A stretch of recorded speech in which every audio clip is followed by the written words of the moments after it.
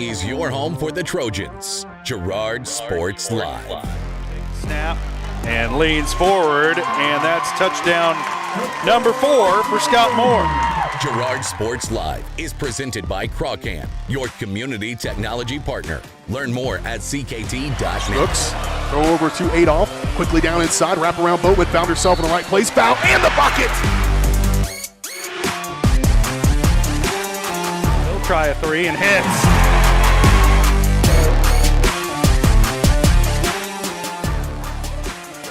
Adolph with it up top, being guarded by Gass. Girard down the lane, off the glass, and good.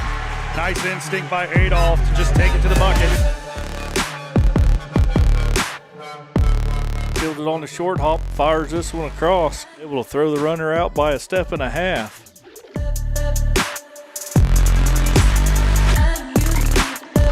Pitch to the outside to Ashbacher. Gets a good block on the outside, and he's in for the touchdown. It's time for the Trojans. On your home for Girard High School Athletics. Girard Sports Live. Girard Sports Live.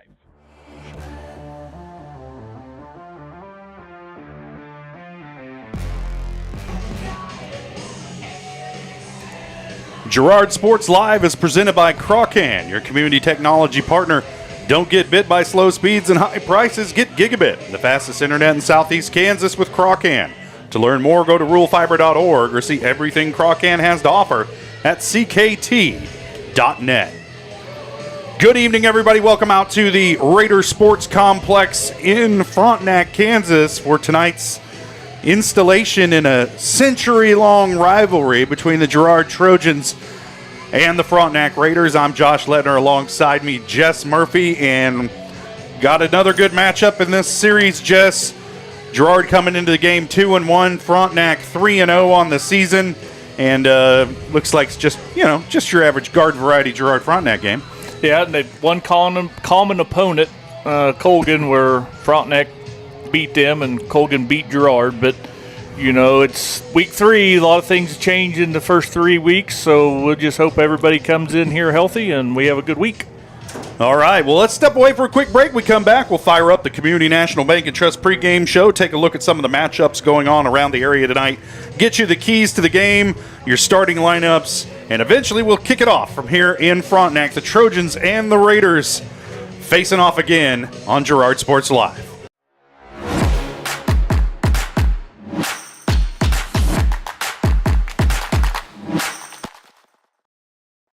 Why settle for less than the best? Crawcan's gigabit fiber optic internet is now available to Pittsburgh, Frontenac, and Fort Scott, and many rural areas in between. Crawcan has the best speeds, the best reliability, the best service, the best support, and is overall the best value on all ultra-high-speed internet. If you want the best home internet connecting as many devices, all without equipment rentals, contracts, or overages, it is the time to switch to the best. It's time to switch to Crawcan.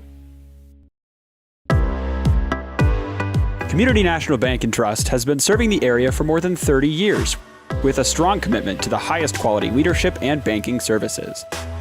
Missing that human touch with your bank? Come talk to a real person at Community National Bank and Trust.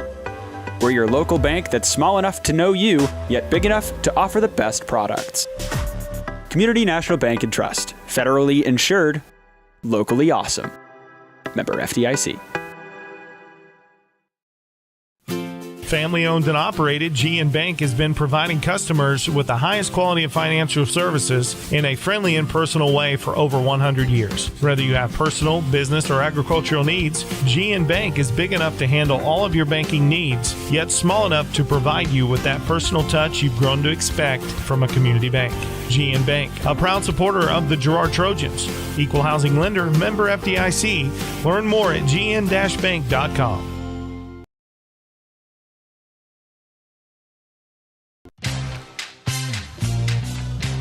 Tries to make something out of nothing. The Trojans all over him. It's going to be a big loss on the play. A Trojan sack means $1 short stacks at Eastside Cafe. Kick off your day with a hearty breakfast or take that midday break at Eastside Cafe. And this fall, when the Trojans get a sack, you get $1 short stacks the next day. Eastside Cafe, a favorite of the Four States winner. Go Trojans from Eastside Cafe.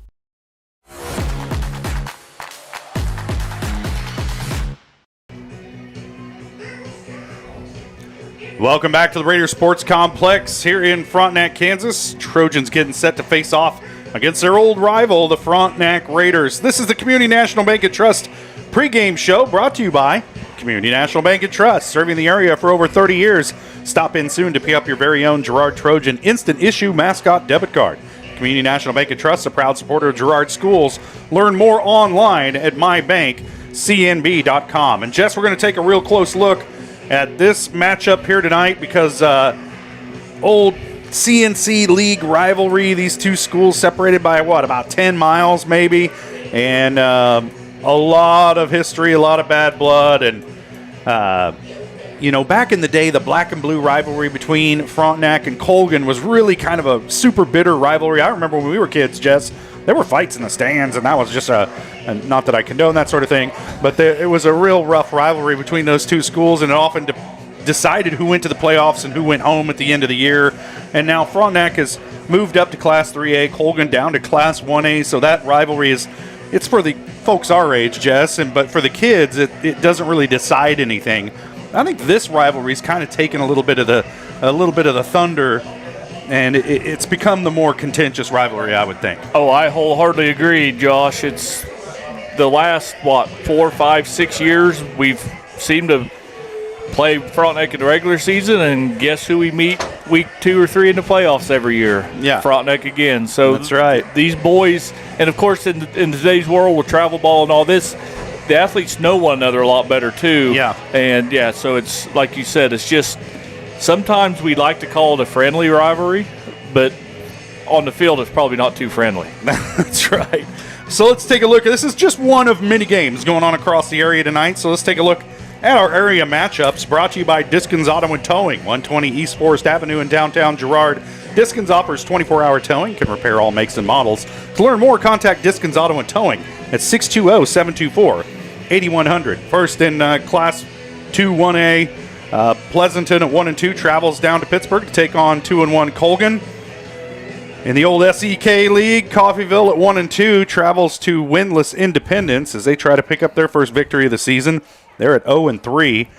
Wellington at 1 and 2 visits 1 and 2 Labette County, coming off that thrashing they got last week from Pittsburgh High. Battle of undefeated teams tonight as Humboldt travels to Eureka. Both of those squads 3 and 0. Prairie View at 2 and 1 plays Burlington. Those are district rivals for the Trojans, so keep an eye on that game. Battle of winless teams as Northeast travels out west to play Central Burden. Both of those teams 0 and 3 on the season. 1 and 2 Cherryville's at 1 and 2 Riverton. Parsons, looking for their first win of the season, might get it tonight as they travel into Baxter. They are 1 and 2. And West Elk at 3 and 0 travels down to Labette County to take on Oswego. They are 2 and 1. And then 2 and 1 Iola hits the road to Anderson County, who's at 1 and 2. Columbus at 2 and 1 on the road out in Wilson County, taking on Neodesha. They are 1 and 2. Winless Erie on the road at 1 and 2 Jayhawk Lynn. And the 2A powerhouse Nemaha Central taking on 3 and 0 Chanute, who's coming off that big win over McPherson last week. Southern Coffee County at 0 and 3 is on the road at 1 and 2 Chitopa, practically in Oklahoma. So see who comes out on top of that one. Fredonia 2 and 1 is on the road at 1 and 2 Galena. 2 and 1 St. Paul takes on 2 and 1 Colony Crest. And in an old SEK League rivalry, and one that may have a little extra heat to it this week, 2 and 1 Pittsburgh on the road to take on 3 and 0 Fort Scott. And Jess, we were talking about it before the game. Some, I guess what I could only describe as racist images showing up on the Barstool Fort Scott Twitter page, doing some pretty unfair, disgusting images of Pittsburgh High's players, and that's really unfortunate. Doesn't have any place in high school sports. No place. You know, I know maybe adults doing that, but there's just kids playing these games, and that's just absolutely uncalled for, unacceptable. Yep. And do better, Fort Scott. Do better. All right, we'll step away for a quick break. We come back, we'll get you your keys to the game. starting lineups as we get closer to kickoff between these old rivals, Girard and Girard and Frontenac, coming up right after the break.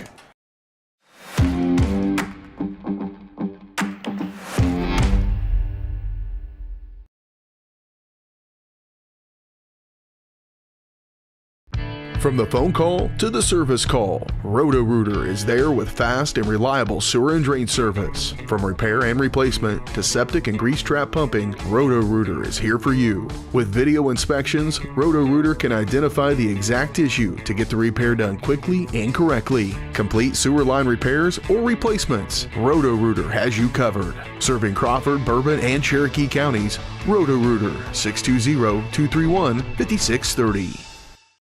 If you're in the market to buy or sell a house, land, or commercial space, look no further than Lehman Realty. Locally owned and operated, Jason Lehman and his staff are ready to meet the needs of every client.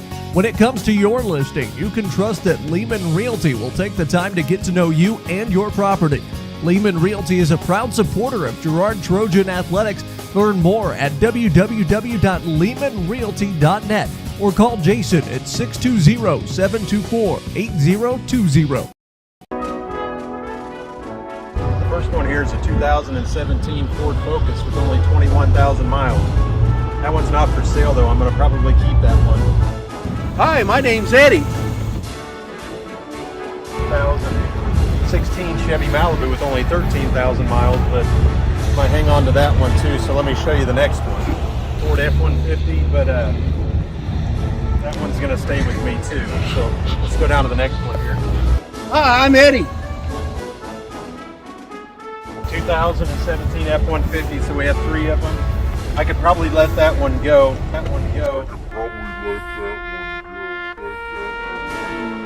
Hi, my name's Eddie. 2015 Ford Transit Cargo. I'm going to keep that one because I have to move here soon. But the rest of them, you're welcome to come out and look at. And I think you'd like a lot of them. We appreciate your business.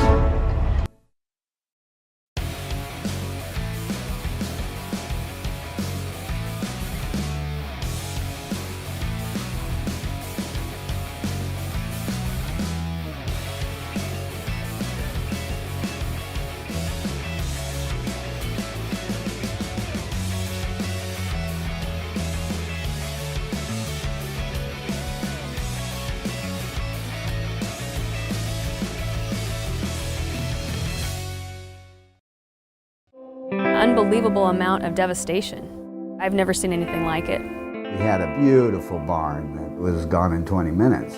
Farm Bureau stepped up right away and said, hey, we got you and we'll be there for you. We were taken care of. Now we could get on to repairing and rebuilding. I tell everybody about Farm Bureau.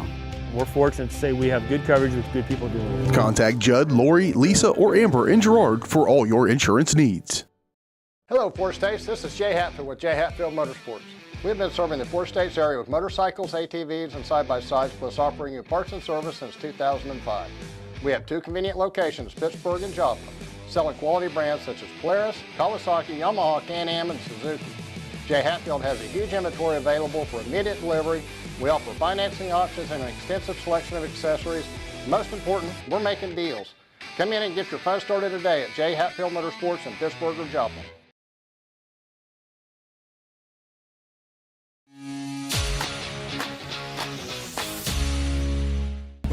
Welcome back to the Raider Sports Complex here in Frontenac, Kansas, getting set for the latest installment in this long rivalry between the Girard Trojans and the Frontenac Raiders. I'm Josh Ledner, alongside me, Jess Murphy. And Jess, we talked area matchups. I think tonight it's time to talk keys to the game, and this Frontenac defense has given up all of 8 points the entire season. They're very aggressive, quick off the ball. What's it going to take for the Trojans to come out here tonight with a win? Well, you said a lot right there, but if we can find a way somehow to get in the end zone a couple times and keep the ball, limit their possessions. I mean, it's just football 101, Josh, but I do believe, and I talked to both coaches, and they're both kind of run-heavy type coaches. Yeah, so it's going to be like stepping back in time maybe tonight. Yeah, I mean, barring any penalties, there might not be any clock stoppages other than 3 quarters and a halftime. So. Yeah. So I was joking earlier, first guy to line up in the wishbone might win this one. Right. But, yeah, Frontenac going to run that I formation. Trojans running the flex bone, and a lot of option, a lot of misdirection, a lot of student body right, student body left, and we might be out of here before it's dark, Jess. Right. Defensive coordinator John Palumbo for Frontenac did tell me, he's been really proud of his boys from Frontenac and the speed of the Frontenac defense, he says, is their best attribute. So for the Trojans, we're just going to have to assignment football, block, gap discipline, and just take what they give you. Yeah, and Trojans have had their problems early in games with turnovers, and they're definitely going to have to clean that up here tonight because you can't beat yourself when you're playing a team like Frontenac, and they found themselves down 3-0 against Baxter Springs early in that one because of the turnovers, and you think that they got to keep the ball off of the turf tonight. Oh, yeah, wholeheartedly. But we are back on the turf, or we're not in natural grass. I don't know if that had anything to do with it or not. But, Philpott told me they've had a wonderful week of practice, been very focused, and they're all ready to show up and play tonight. Those keys to the game brought to you by Evans Motors. Get the keys to your next ride with a stop at Evans Motors. Nate and Eddie have decades of experience getting folks into the right car, truck, van, or SUV that's right for them and their family. Stop in and see them at the intersection of Highway 69 and 400 just south of Pittsburgh, or see their full selection online at evansmotors.net. Well, it's homecoming here tonight at Frontenac. They're also inducting the 2024 class into the Frontenac Hall of Fame. And I was joking with you earlier. I'm like, they know they got more than one home game, right? You spread this stuff out. But Girard only comes to town we only come once a year, and they know that these two teams are going to run the ball about 40 times each. And so, you spread this game out, and it'll probably finish right on time with all of the festivities. And in that class of 2024 for Frontenac is Leon Miller coached 1994 team that went 13-0 and won a state champion.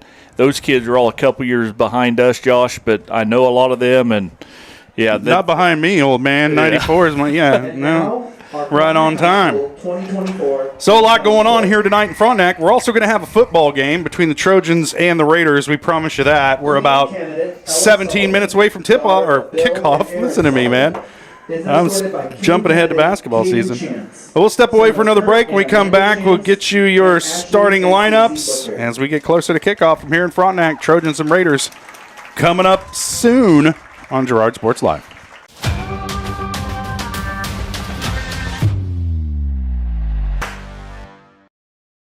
Whether you're trying to make the most of the next harvest, navigating a changing business landscape, or planning for the next chapter in your life, the professionals at Prime Accounting Solutions are here to help. With 10 locations, Prime Accounting offers convenient, friendly accounting and tax services at a fair price. Payroll, bookkeeping, business planning, personal tax filing, and more. And now Prime is the place to go for insurance. Trojan fans can find us at 408B North Grand in Pittsburgh or call 620-232-7305. To find a location near you, go to primeaccounting.net.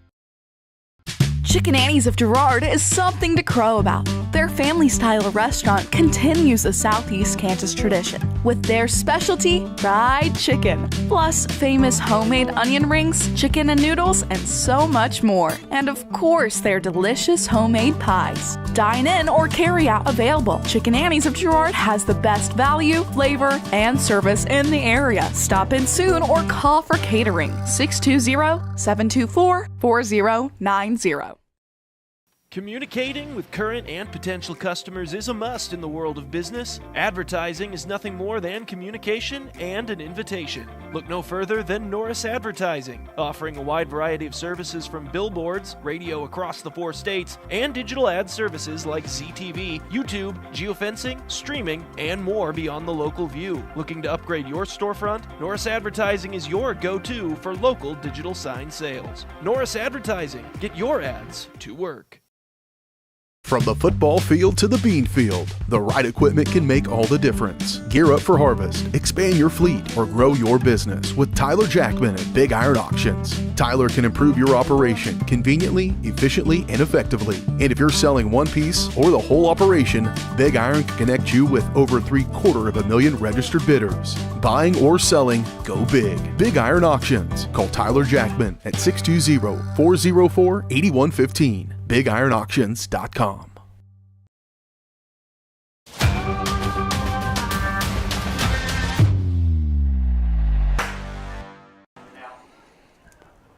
Welcome back to Frontenac, Kansas.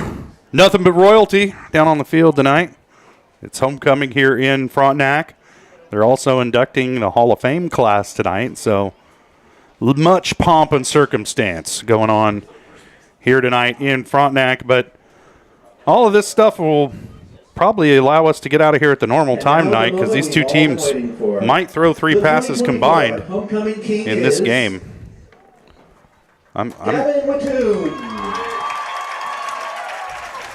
Quarterback Gavin McCune, homecoming king here in Frontenac for those of you scoring at home. Who had 9 in the pool. Yeah. Aniston Clayton. I don't have the literature, Jess. I don't know. You want to do... Okay, let's go ahead and take a look at those starting lineups. Our starting lineups brought to you by the Jagged Edge. The Trojans will start this game in style, but nowhere near the level of style you'll find at the Jagged Edge. Stylist Carla Sands will have you looking your best for your next big game. Make an appointment soon by calling 620-724-7500.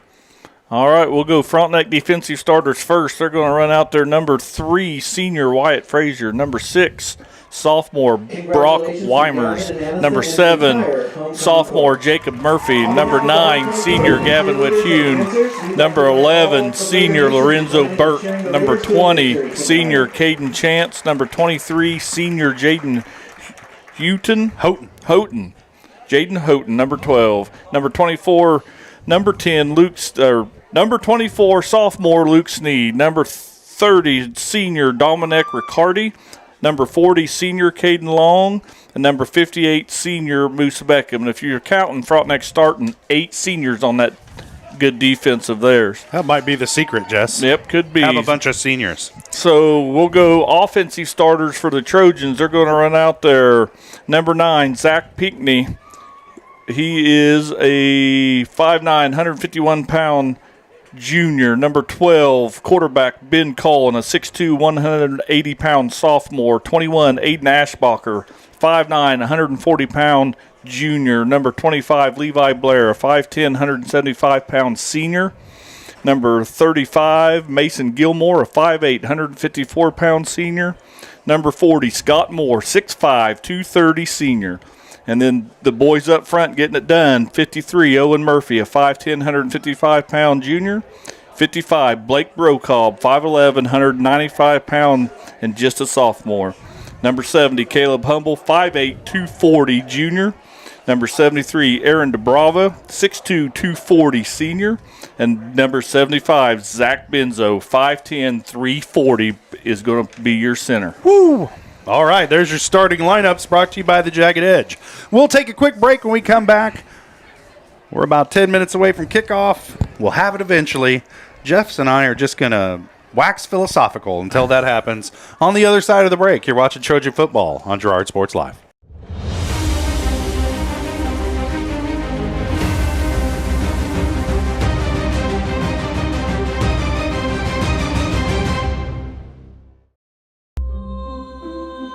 Are you tired of waiting for your internet to load at a snail's pace? Or feeling like your connection is slower than a sloth's morning routine? Maybe your current internet feels as speedy as a sunbathing turtle. Well, say goodbye to the slow lane and welcome to Crawcan Fiber Optic Internet, where we leave the slow movers in the dust. You'll zoom through the web faster than Sharky being swarmed by his adoring fans. Crawcan Fiber Optic Internet, because life's too short to wait for slow connections. Producers Cooperative Association is the area leader in providing quality agricultural products, services, and markets. PCA has what you need to maximize your operation with a full-service agronomy department, grain origination, handling and storage, bulk fuels and lubricants, propane, a jam-packed farm store, and livestock feeds in bulk or bagged. PCA is proud to call Girard home and to support Trojan athletics. Stop by or see more online at pcacoop.com. Call's service is outstanding in their field, especially for those that are stuck, outstanding in their field. Call's carries a wide selection of farm, industrial, and heavy-duty tires, all from the best brands in the business. And they've got farm service trucks ready to go. Plus, Call's continues to be the place folks go for car and truck tires, repairs, oil changes, and so much more. If you're in the market for new tires in Southeast Kansas, make the right call to Call Service, 620-724-4121. See more at callservicellc.com. Hydrix, your dependable independent. Depend on us for service, for selection, for price. Get huge Samsung savings. Leave notes, sync calendars, and display your photos on the new Samsung Family Hub refrigerator. Plus, get free same-day delivery. Why shop for appliances where the motto is do it yourself when you can depend on the know-how of people who live appliances every day? The only thing better than our price is our service. Hydrix, Fort Scott, and Girard.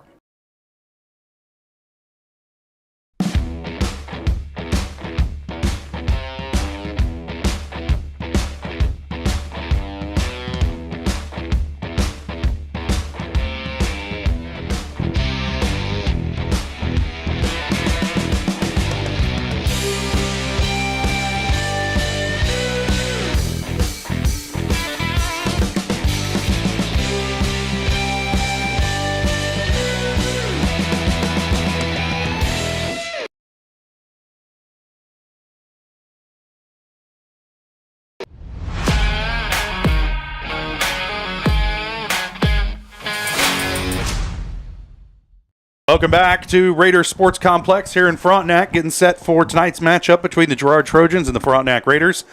Let's take another quick break, and we'll be back as we get closer to kickoff here in Frontenac. You're watching Trojan football on Girard Sports Live.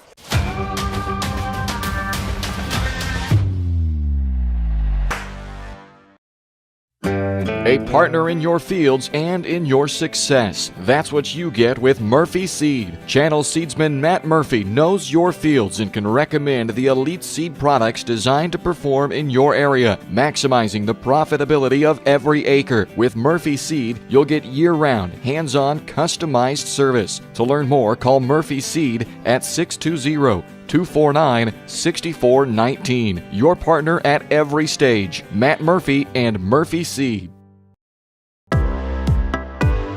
Community National Bank and Trust has been serving the area for more than 30 years, with a strong commitment to the highest quality leadership and banking services. Missing that human touch with your bank? Come talk to a real person at Community National Bank and Trust. We're your local bank that's small enough to know you, yet big enough to offer the best products. Community National Bank and Trust, federally insured, locally awesome. Member FDIC. You've enjoyed life. Over the years, your community has become your passion, something you hope future generations get to experience, just as you have. That's why the Girard Area Community Foundation has worked hard to help fulfill charitable goals and inspire generosity, meeting the needs of the communities they serve. Creating a legacy fund with GACF ensures what you leave behind is an effective and lasting improvement in the community you love so dearly. Make plans to visit GirardAreaFoundation.com, preserving traditions for those who follow. I was raised in a small town, and there was a lot of people who took time to invest in me. And so when we decided to open up our offices, we want to make sure that we're pouring back into the community that's giving to us. We care. We want to be involved. We want to have a passion for what you have a passion for. We want to be able to give back. And that's the foundation. That's why we're more than just insurance.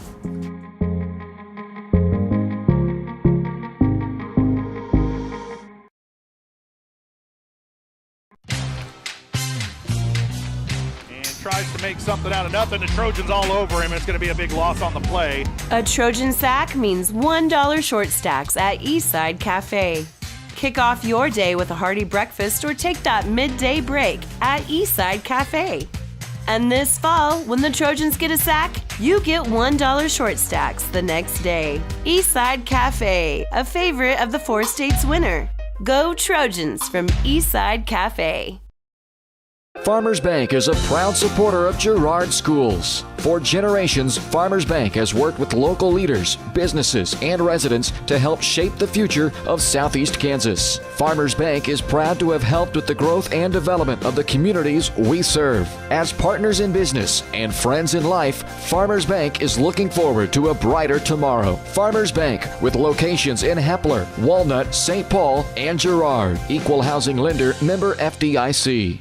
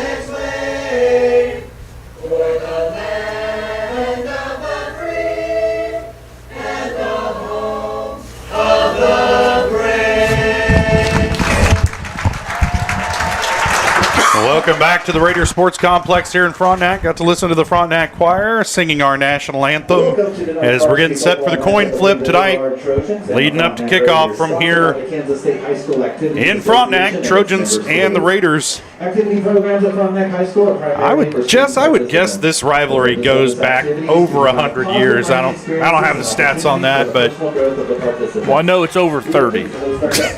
I do know that for a fact. That's right. You can fact check that one. Well, I would guarantee it's over 100-year-old rivalry between these two schools. By taking personal responsibility for keeping this contest at a high level of fair competition. Early in the season, Trojans are 3-0 in coin flips, so we'll see if we can't make it 4-0 right here. Right. Gannon Clark, number 12, Ben Cullen, number 21, Aiden Ashbacher, number 25, Levi Blair, number 35, Mason Gilmore, number 40, Scott Moore, number 53, Owen Murphy, number 55, Blake Brocob, number 56, Lucas Kimmick, number 73, Aaron Dubrava, and number 75, Zach Benzo. And here are your offensive starters for the Frontenac Raiders. Number 0, Brogan Smith. Number 3, Wyatt Frazier. Number 9, Gavin Watoon. Number 23, Jaden Houghton. Number 30, Dominic Riccardi. Number 40, Caden. All right, let's see what happened here. Looks like Girard won the toss. How about that? And they're going to defer to the second half, so Frontenac will have the ball when we start. And they will be going from your right to your left on your screen. So the Trojans will have that setting sun in their eyes defensively to start this game, but Jess, as we get deeper into the fall, not such a factor as it was early in the year. I mean, here in about 10 minutes, it's going to be gone. So the Trojans opt to receive the kick for the second half, and they'll be on defense to start tonight's game. Yeah, and the wind's kind of a crosswind. The wind's basically straight out of the north, so the press box is going to block a lot of that. The wind's probably a very non-factor down there on the field. So the Raiders are 3-0 this season in the return, the second tour of duty for head coach Leon Miller, who comes back to Frontenac after coaching here from 1989 to 2005. And during that span, they won a 2A state championship in 1994.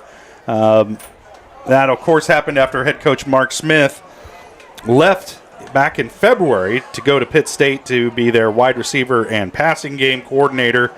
He was 94-38 during his time here in Frontenac. They made the state quarterfinals 8 times. And so looking to build on that tradition tonight and maybe bring back some of the magic from the first Leon Miller era.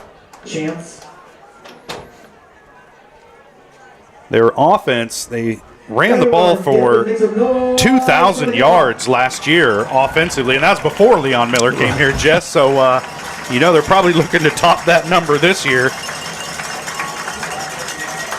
They're led by senior quarterback Gavin Watoon. Last year he played running back and averaged 7.8 yards per carry, finished the season with 1,100 yards as the Trojans kick it off. Chance on the return, and he's out across the 40 to about the 43-yard line, and that's where Frontenac will take over. Excuse me, that was Ryan Relf on the return. And they'll have it first and 10 at the 43. And he did nothing fancy other than just run straight up the middle full speed and just give him what the Trojans was able trying to keep contained on the outside, and ball carrier just ducked his head and ran 20-some yards straight forward. So Watoon will line up at quarterback, I formation, double tight for Frontenac. They'll hand off straight ahead off right tackle, and that was Watoon carrying the ball. Brought down by several Trojans. Brock Weimer's, in at the quarterback spot. And that's a good gain on first down, about 5 yards for Watoon. Yeah, nothing fancy about that. You're right. They come out in the I formation and just run power right off tackle and push that line of scrimmage back for about 5 yards. 2nd and 5 now from the Frontenac 48. As the Raiders try and stay ahead of the chains here once again. I formation. One wide receiver in this set, handoff to Witt-Yoon, and he's brought down after a gain of about 2 as that Trojan defense bowed up there, and it'll set up a third down and about 3, maybe a long 3, maybe 4. Yeah, what a great play by Zach Benzo playing in that 3-man front, playing that nose guard position. He's able just to shed his block and grab that ball carrier as he come by. So a big third down here early. The Trojan defense can get this one stopped. A lot of times there's kind of a feeling out your opponent period hit the early moments of a game. The Trojans going to have to match the physicality of this Frontenac offense. They're going to run option to the far side. He's hit from behind. The ball's loose. There's a scrum for it on the ground. We'll see who comes up with it.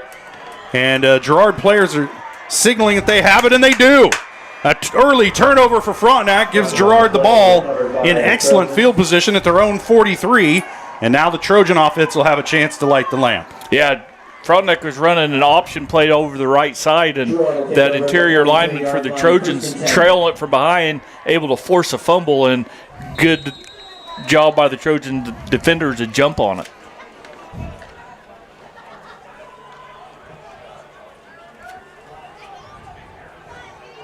First and 10 for the Trojans from their own 43. They line up in the flex bone. And Cullen runs the option, and he's wrapped up and dropped for a loss. Brought down by Houghton. Jaden Houghton on the tackle. And the Trojans look at a second down and long, and this is a situation they want to try and avoid. And second and long. You might see them get a little more conservative with the run game and just hit it straight ahead. We talked about the speed of that Frontenac defense, and they showed it off on the first play right there. We're going to call it a loss of about 4 on the play. Second and 14, and now this one's stopped for a short loss. Yeah, Trojans able to get nowhere. That Frontenac front line is actually winning so far early and pushing the Trojan offensive lineman backwards. No gain on the play. Ball on the 38-yard line. 14 yards to go. It's third down. So third and long, and this is a situation the Trojans want to avoid. Call it a loss of 1 on that play. And Trojans want to avoid this third down and long because Frontenac's so fast off the ball defensively, so aggressive as they line up in a base 3-4 defense. We'll see if they bring some pressure. Nope, they pull back. Now they bring it late, and the pass incomplete, and a late hit on Ben Cullen after the pass. And there's a flag downfield near the intended receiver, Scott Moore, and we'll see what the call is from the officials. Yeah, that's going to be surely pass interference as they was blocking Scott Moore as he was trying to catch the football. It probably will be, Jess, and don't call me Shirley. Pass interference against the Raiders. I don't think that's an automatic first down in high school football, though. So the ref will step off his 10 yards, and it'll remain third down. Now a third down and about 5. It's the pro rule would definitely be more advantageous for the Trojans. A lot more manageable. And I believe in college it's also an automatic first down. And so Trojans line up in a bunched, tight formation, kind of a power set. And now there's a timeout on the field, maybe a equipment issue maybe? Maybe, I don't know. The official stopped it and made number 70. Trojans run a man off, run another man on, and now we're back in business. Caleb Humble had to leave the game. Cullen in the pistol. They'll put Blair in motion. Handoff straight ahead to Gilmore, and he's dropped right at the 50 after a gain of 2, and it'll bring up a 4th down and 3 for the Trojans right at midfield. It's decision time, and it looks like they're going to punt it. Yep, going to play field position early here, but Trojans able to win at the point of attack right there. That was the Frontenac linebackers coming in and filling a hole real fast. So you get them over-committing on some of that, and we maybe be able to hit them with some play action later in the game.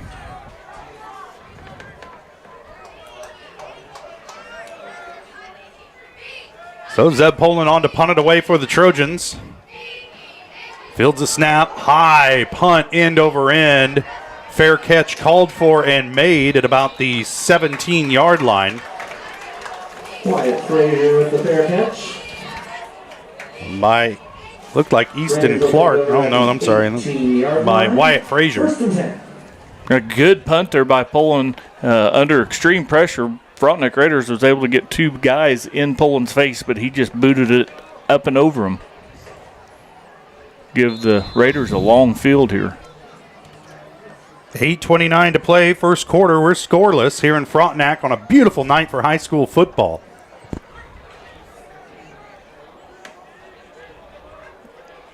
I formation once again for the Raiders. Brock Weimers under center. They'll hand off straight ahead to the fullback this time. And the Trojans get that one stopped, or they stop his momentum as Dominic Riccardi on the carry. Stopped after a gain of 2. Several Trojans. The whole host of Trojans was able to just stand him up and not let him go as Raiders give it to the first man through. Josh, you give me one job to do in that first drive. I kept 0 stats for you. I'm going to apologize I expect now. nothing less, Jess. Nothing less.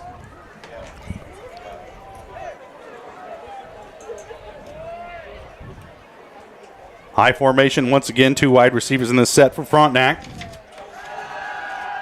And they'll run off tackle, and this is the fullback once again. Riccardi with it. He's going to have enough for a Frontenac first down and more. Out to about the 34-yard line. It'll set them up 1st and 10. Yeah, there was nothing fancy there. Just a quick hitter off tackle, and Frontenac blocked it good, and Brokaw was able to ride him out of bounds, but not before the Raiders could get a first down. 1st and 10. 10-yard gain on the run by Riccardi.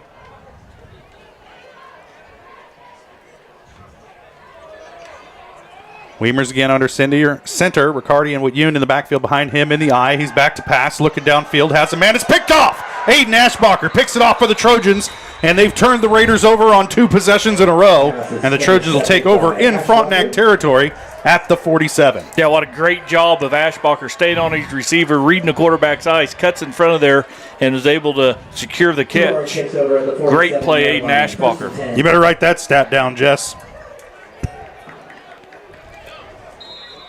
So a second drive in a row for Frontenac ends in a turnover after Weimer's pass is intercepted. Now the Trojan offense back out on the field trying to get a little more momentum this time as they started out with a big loss to begin the last possession. It really put them behind the 8 ball. And there's an interception thrown by Cullen. And that pass picked off by Drake Clayton. Or I'm sorry, picked off by Wyatt Frazier. It's hard to tell the difference between a 3 and an 8. And Frazier comes up with the interception. And there's a flag down on the play, but it's in the neighborhood of holding because it was in the Trojan backfield. We'll see what the call is. It is holding against the Trojans. That penalty declined. And the Raiders will take over after the interception from Cullen. Yeah, Cullen actually had him wide open. He was just pressured a little bit and was going back to his secondary read, and Frazier just a little bit faster than the Trojan receiver and stepped in front of the ball. So just trading turnovers here early, Lettner. 1st and 10 now for the Raiders in Trojan territory at the 38, we'll call it.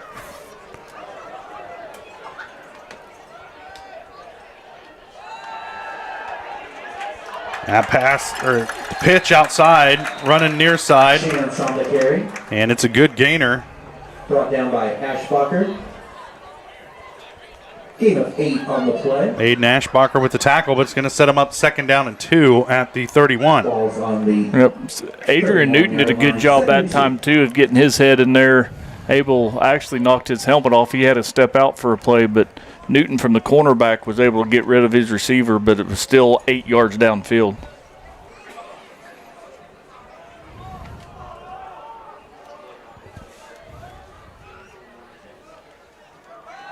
Now they're going to run off tackle with the fullback. That is Riccardi on the carry once again, and he's got enough for the first down out to the 28.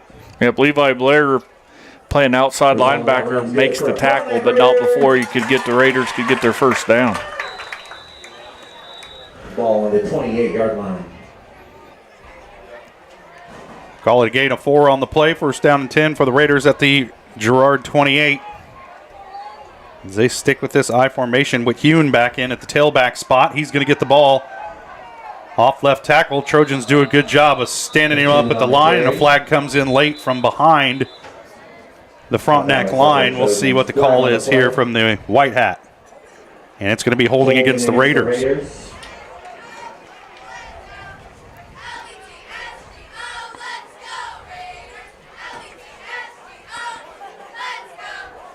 That'll back Frontenac up to the, keep going, back to the Trojan 38, about where they started this drive.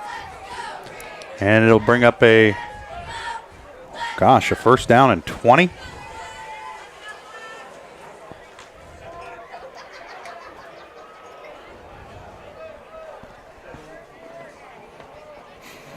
Weimer's under center. He'll hand this one off to Whit Hune, working off the right tackle. He's got a lane, and it's shut down as he's dropped from behind by Aiden Ashbacher. Yeah, good thing Ashbacher was able to get him by the shoestring right there. Whit Hune had the corner and was running to daylight. Gain of 6 on the play. Sets up a second down, and we'll call it 14. 15. Gain of 5.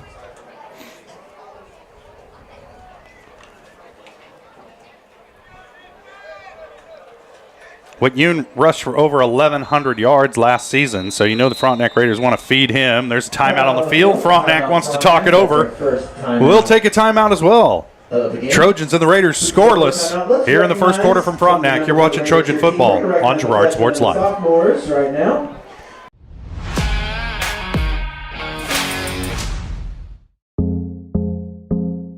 Our whole vision of becoming the 4-state agency was because we want to be able to grow with our clients, whether they have a lake house in Oklahoma, whether they're starting a business and expanding into Arkansas. We want to make sure that they're taken care of, whether it's home, auto, financial services, or even life insurance. We want to walk through the stages of life with our clients. That's the biggest part. That's what makes us different.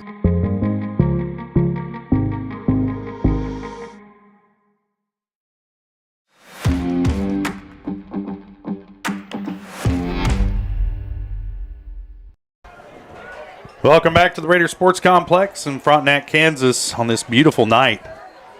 Late September evening here in southeast Kansas. The Trojans and the Raiders scoreless here to start this one out. It's been a turnover fest early in this one as Frontenac's turned it over twice. Trojans have turned it over once. The Raider offense on the move here, second down and long at the Trojan 33. Another short gain that time. Smith on the carry. That was Brogan Smith. Bravo on the tackle. Gain of 5 on the play. Yeah, he was brought down there by defensive end Aaron DeBravos. He just rode him to the ground after a short gain.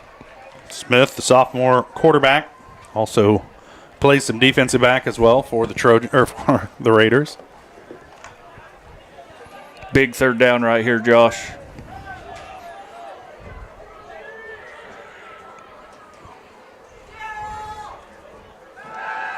Back to pass. Smith is, and his pass skips off the turf before ending up in the hands of his intended receiver, Frazier. And that'll bring up a fourth down and long for Frontenac and kind of decision time here for Coach Miller. Normally this might be a 4-down territory situation, but not a fourth and long at this part of the field, Jess. I'll be interested to see what Coach Miller decides. Looks like they're going for it.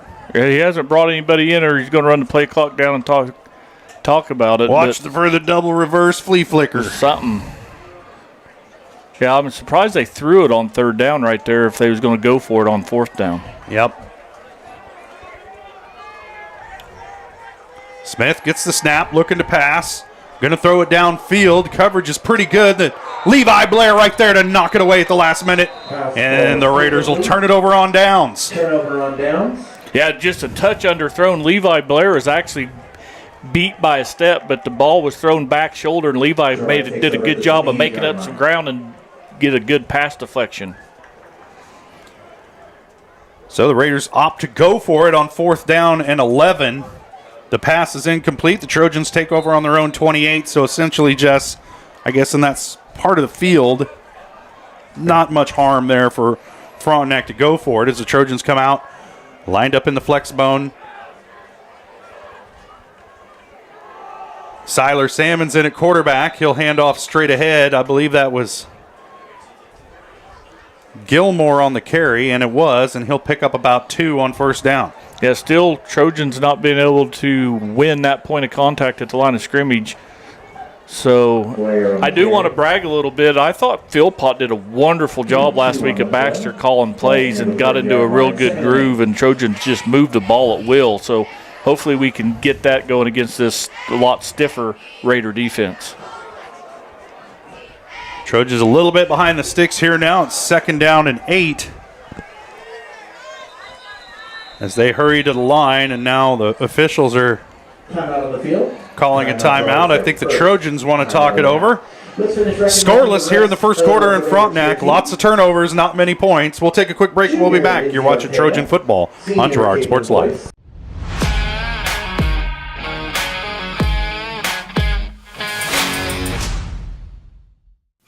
Family owned and operated, GN Bank has been providing customers with the highest quality of financial services in a friendly and personal way for over 100 years. Whether you have personal, business, or agricultural needs, GN Bank is big enough to handle all of your banking needs, yet small enough to provide you with that personal touch you've grown to expect from a community bank.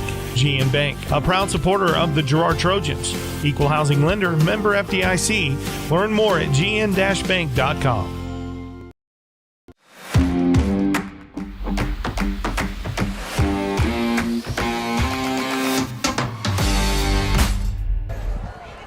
.347 to play, first quarter. Trojans and the Raiders scoreless. It's been a defensive battle here tonight. Trojans have turned it over once. The Raiders have turned it over twice. And then they had a turnover on downs on their last possession. So both defenses playing very well tonight. Offense is having a little bit of a hard time finding any traction. Siler Salmon's in at quarterback, gives it up to Aiden Ashbacher, trying to get around the end, and does. Across the 35, 40, spinning off a tackle to cross the 45. And they're going to mark him down just across the 45-yard line. It'll be enough for a first down for the Trojans, and we have a Raider down on the field, and that is Dominic Riccardi. He plays fullback on the offensive side, but plays linebacker, and I think he got hit a little bit low on that one as he was trying to get out to the edge to stop Ashbacher, but the Trojans will have a first down right after the trainers take care of Riccardi. Yeah, that time they just did a little misdirection, put Ashbacher in motion and handed it to him coming in front of the quarterback. And when he hit the corner, Ashbacher made a couple men miss and broke that for a big gain. Gain of 15 on the play. And I believe that's the first down for the Trojans tonight. Yeah, I believe so too, yeah. That's probably more yards than they had the first couple series as combined.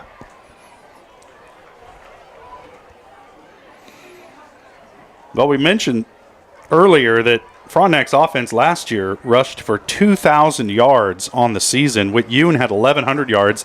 And, Jess, that's before Leon Miller became their head coach. So this is a team that definitely likes to run the football. And it's good to see Riccardi up on his feet and walking off under his own power. He's not much of a limp there either, and so hopefully he's going to be okay and able to make it back into the game tonight. 3:39 to play, first quarter. No score here in Frontenac as both of these defenses are holding court. Yeah, it's kind of been like a heavyweight title bout there. They're just kind of trading blows here early. The defenses so far have been landing the haymakers. Straight ahead, and this is Gilmore, I believe, on the carry for the Trojans, and he'll have about 1.5 yards there on first down. Yeah, just nothing brewing. The Frontenac front three are just getting off the ball faster. It could be something that Trojans might have to start going on a silent count or a 2 count or try to mix this up a little. Call it a gain of 2 on the play. It might be generous. 2nd and 8 for the Trojans from their own 47. Salmon's in the pistol. Now a pitch outside to Ashbacher once again. There's a hold on the outside on Levi Blair as he basically just drugged the defender to the ground with him. You can't. You got no case, Levi. You can't plead that one to the official. And The ref was like, just get back in the huddle. Yeah, It is holding against the Trojans. That'll back them up and set them up in a second down and long situation here. Yeah, Blair going around the corner as the lead blocker, and he just got lit up and just brought him on over the top of him with him. That's all perfectly understandable. It's the getting up and arguing with the official afterwards. I think Levi was like, what else am I supposed to do? Yeah, no doubt. That's self-defense, man. So it'll set up a second down, and I want to call it about 20, 19 maybe, from the 36-yard line. 4 on the play clock. Trojans get it snapped. I'll hand it off to Bowen, trying to get around the edge. He runs right into the chest of a Raider defender, but his teammates are there to push him forward for a gain of about 4 on the play. It'll bring up third down and about 14. Got another Raider down as well. That's the same play Raider got hurt on last time. This time they run it to Bowen, and he was able to get to the corner, but the Raiders did a better job of defending it. Call it a gain of 5.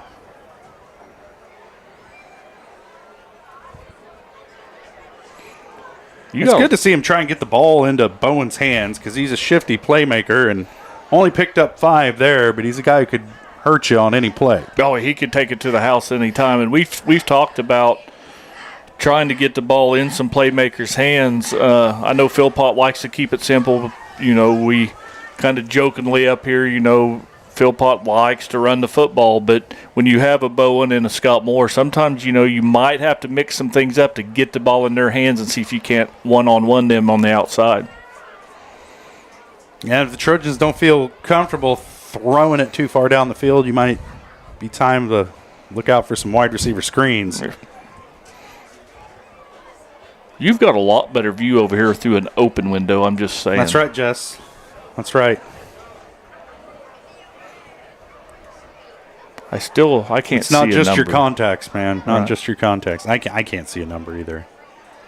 There is a Raider defender down on the field, and a lot of times when the Trojans are doing those pitches to the outside, the wide receivers are cracking back against the grain, and the Raider defenders have been caught a couple times by that.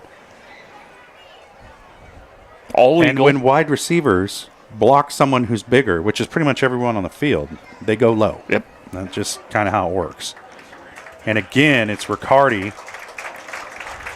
And he's up once again, coming off under his own power, but a long night for that young man. He ran the ball pretty well offensively as he lines up in the fullback spot, but man, he's taking a licking defensively tonight for the Raiders.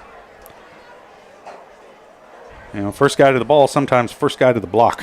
That's right. And so we got a 3rd and 15 here. We'll see if Trojans can't draw up something here and get a little fancy.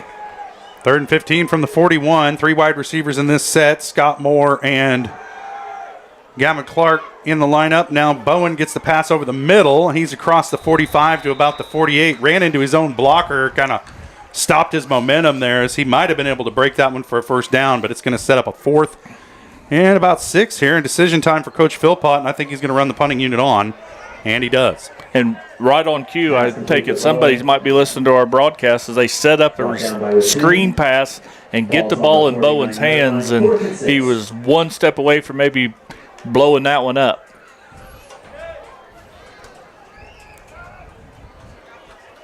Gain of 8 on the play.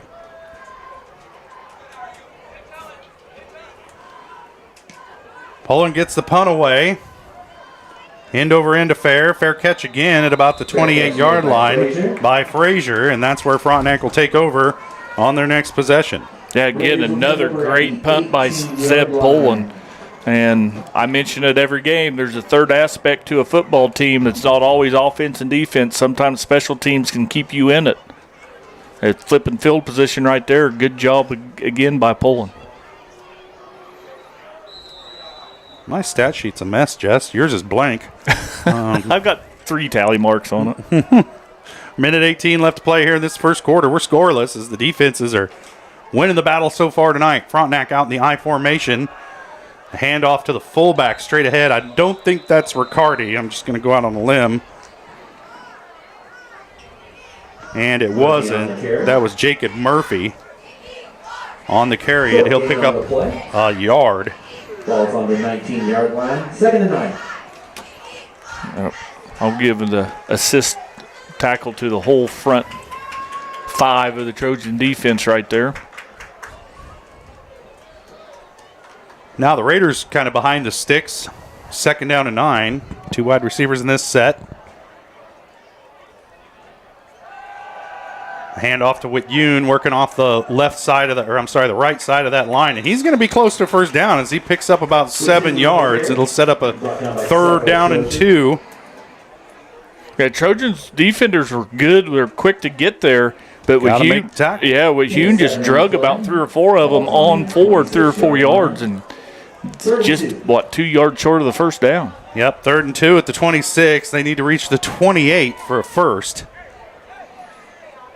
Frazier out of the game. Grant Nickel, junior wide receiver, checks in. My nephew. Well, we won't hold that against him, Jess. And again, that'll do it for the first quarter. Scoreless here in Frontenac. It's an old school game. We said we were going to turn the clock back to 1950, and we meant it, Jess. And we'll take a quick break. We'll be back with the second quarter from here in Frontenac, Trojans and Raiders on Girard Sports Live.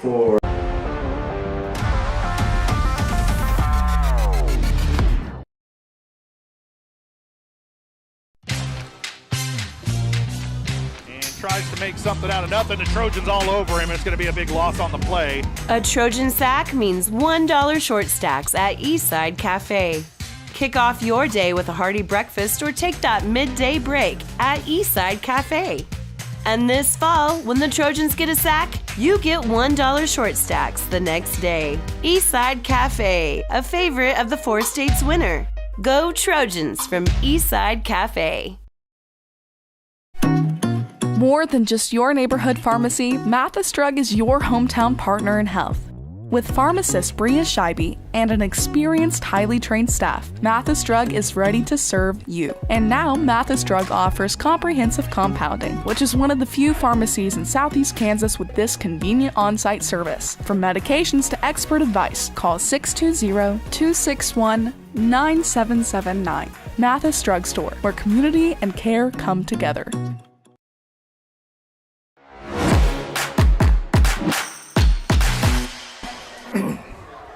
3rd down and 2 for Frontenac here as we start the second quarter. They give it to Whit-Yoon. A nifty move to miss the first tackler. And that's why you keep your head up as a tackler, Jess, as he just dodged around that one and picks up enough yards for the first down out to, let's see where they spot it. Looks like it's going to be the 32. Yeah, Trojans were there to make the play, but Whit-Yoon just made a guy miss at the point of contact.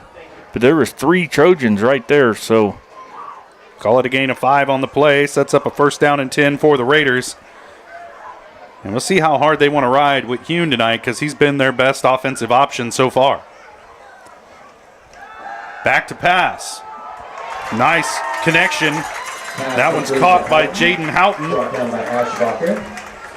And Aiden Ashbacher with the tackle for the Trojans, but not before Houghton gets it out across the 40 to the 41. It's going to bring up a 2nd down and 2. Yeah, that time the Trojans got caught.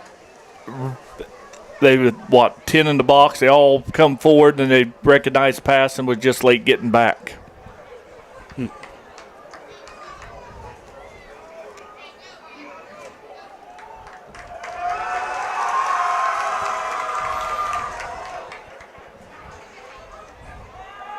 Now ahead with Whit-Yoon, and he's met, but not until he gets a yard past the sticks, and that'll be another 1st down for Frontenac out to the 44. Yep, that's Brokaw, Junior Love, a whole host of Trojans on the bottom of that pile. To get a good job of filling the hole, they only needed short yardage, and Whit-Yoon was able to get it. Call it a gain of 3. 1st down and 10 out at the 44 now for Frontenac. Ball on the 44-yard line. We are scoreless here in Frontenac between the Trojans and the Raiders. High formation once again. 1 wide receiver to the near side. They're going to hand off to Whit-Yoon. He's got some room. Stiff arms on the outside. And almost a horse collar tackle, except the tackle wasn't made.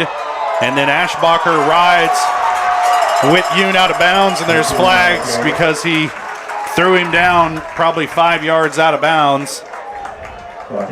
And so that'll tack 15 onto the end of this one as he went out of bounds at about the 40, so that's going to move the ball down to about the Trojan 25. And now this defense kind of has his back against the wall. Yeah, there again, at the point of attack, they're right there, but that was just unexplained error there by Ashbacher. No reason to throw him on the ground after you've already rode him out of bounds. Frontenac crowd letting him hear about it, and they'll spot the ball at the Trojan 26. 26-yard line.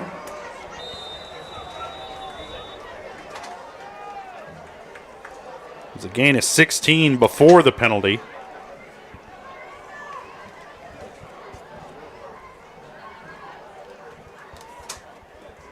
Smith under center. He'll hand off straight ahead, and this is Murphy. Murphy on the carry, and he'll pick up about 3, maybe 4 on the play. We'll see where they spot it. Yep, Scott Moore comes in and sticks him right there and waited and held him up and waited for the host of the other Trojans to come help him bring him down. Call it a gain of 4. Sets up a second down at 6. 22-yard line. 2nd and 6. At the 23. See if this Trojan defense can't make a stand right here and stall this Raider offense out.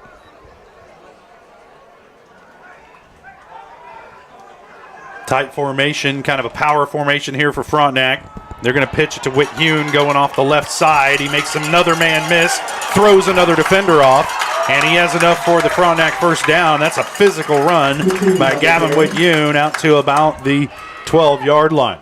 So the Raiders will be able to get a first down without scoring again, but Whit Hughes just willing himself right there as he just mowing over a couple Trojan defenders. Call it a gain of 11 on the play.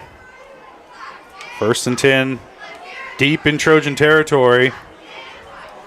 As Frontenac just trying to impose its will offensively. Nothing flashy as you might expect from a Leon Miller offense. They're just matching up man-to-man, trying to punch you in the mouth. Double tight set again. Whit Hune on the carry. He's a shifty runner. Trojans met him right at the line, but he's able to push forward for a gain of about 2 to the 10-yard line.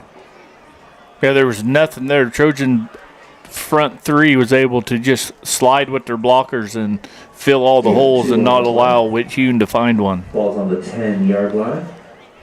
2nd and 8. Brings up a 2nd down and 8 now from the 10. Of course, the Raiders need to reach the 2 to get another first down. They run a tight end off, run a wide receiver on, but still with this high formation look. They'll hand to Whit Hune again as he's going to drag defenders into the end zone for the touchdown. Frontenac goes up 6-0. Yeah, same play they've been running. That's just left side off tackle. And Whit Hune, there wasn't a hole there. He mowed over 3 Trojans to get to the goal line. And we talked about it earlier. This is going to come down to a game where you've got to win it at the point of attack. And that time, Gavin Whit Hune, the more physical player, able to drag defenders into the end zone to give Frontenac a 6-0 lead here with 8:12 to play in the first half. Oh, busted play. They're going to fake the kick, going for 2, throwing to the back of the end zone. And it's good as they connect. That was Blaze Johnson on the catch, Brady Sloan on the pass. Sloan, the holder, rolled out and found Johnson in the back of the end zone. Got kind of a dose of our own medicine as Trojans has run that same play for a connection a time or two this season as Raiders ran it to perfection right there. Well, Frontenac leading at 8-0. And Jess, we talked about it earlier, that Frontenac defense has given up 8 points all year. So the Trojans going to have their work cut out for them. This Raider team definitely one you want to get up on. And now the Trojans in a bit of a hole here, and they're going to have to work hard against this Raider defense. They want to get down and score here before halftime. Got 8:12 left to play in the first half. And I think we're going to have to do it somehow not between the tackles, as we haven't moved the ball very well on the ground. We might have, but we've run a screen. The Trojans are trying to mix this up, and we've just been maybe Ashbacher was real close to breaking one right. Yeah. So we're just don't give up yet, folks, if you're watching at home, because there's a lot of ball game left to play.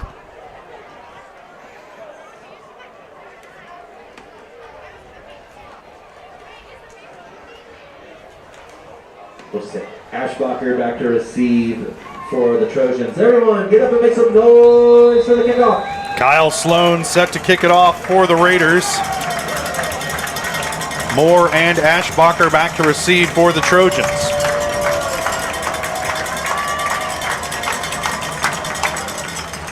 Sloan's kick, a low line drive. Bowen lets it go. It scoots past Moore. He'll pick it up at the 10. Trying to get around the corner. Makes a man miss. Makes another man miss. 2 flags have come in on this run as Scott gets it out across the 20 to about the 22. That's going to be a block in the back, as I couldn't see a number that far away, but they come in and block the Raider in the back and give Scott that corner. There's the block in the back call against the Trojans, and it's going to back them up maybe inside their own 10-yard line. Yeah, I'd say it'd be a half a distance penalty.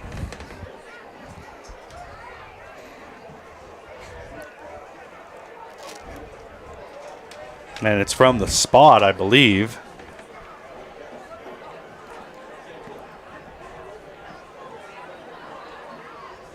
Yep. It's going to be inside the 5. Oh, nope, at the 6. Okay. Yep. Against Girard on the return. From the 12 to the goal line. 6-yard penalty. Girard takes over there. 1st and 10. Long way to go. So the Trojans need to go 94 yards in the next 8 minutes, 2 seconds. 3 wide receivers in this set. I believe that's Cullen back in at quarterback, and it is. Faked handoff, busted plays. The back went one way, Cullen went the other. And we've seen a lot of that this season, a little bit of confusion on that exchange in the backfield. And Cullen eats it all the way back at the 2-yard line. Now they're going to give him forward progress to the 4. That's mighty generous. Balls on the 4. Yeah, just there again. So that's up a 2nd 12. You don't know who to put the blame on, quarterback, running back. It's hard to say who, but we do know that one went one way and the other went the other. Yeah, not how it's supposed to go. So now 2nd and 12 for the Trojans. Now they're going to run straight ahead, as that was Junior Love, and he gets it out across the 10 to about the 12-yard line. We'll call it the 11. We had just a quick hitter up the middle right there as the Trojan left guard cross-blocked and give Junior a great big hole. Biggest hole of the night. 7 on the play. Ball on the 11-yard line. 5 yards to go. It's 3rd down.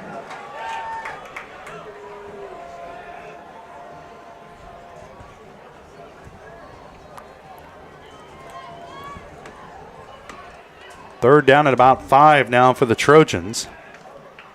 There's the snap straight ahead with Love again, and he's going to be close, but not quite, up to about the 15, and it's going to be, I believe, a punting situation here for Girard as they're looking at a 4th and 1 from their own 15. Yeah, being backed up this far, I would assume you about have to, unless you just want to put a lot of faith in this young Trojan team and see if you can't, 1, get them on a hard count, or 2, just push it up the middle to gain a yard. And they called a timeout. The Trojans did. They want to talk it over. We'll take a quick break, and we'll be back. Trojans trailing 8-0 here in Frontenac, looking at a 4th and 1. When we come back, you're watching Trojan football on Girard Sports Live.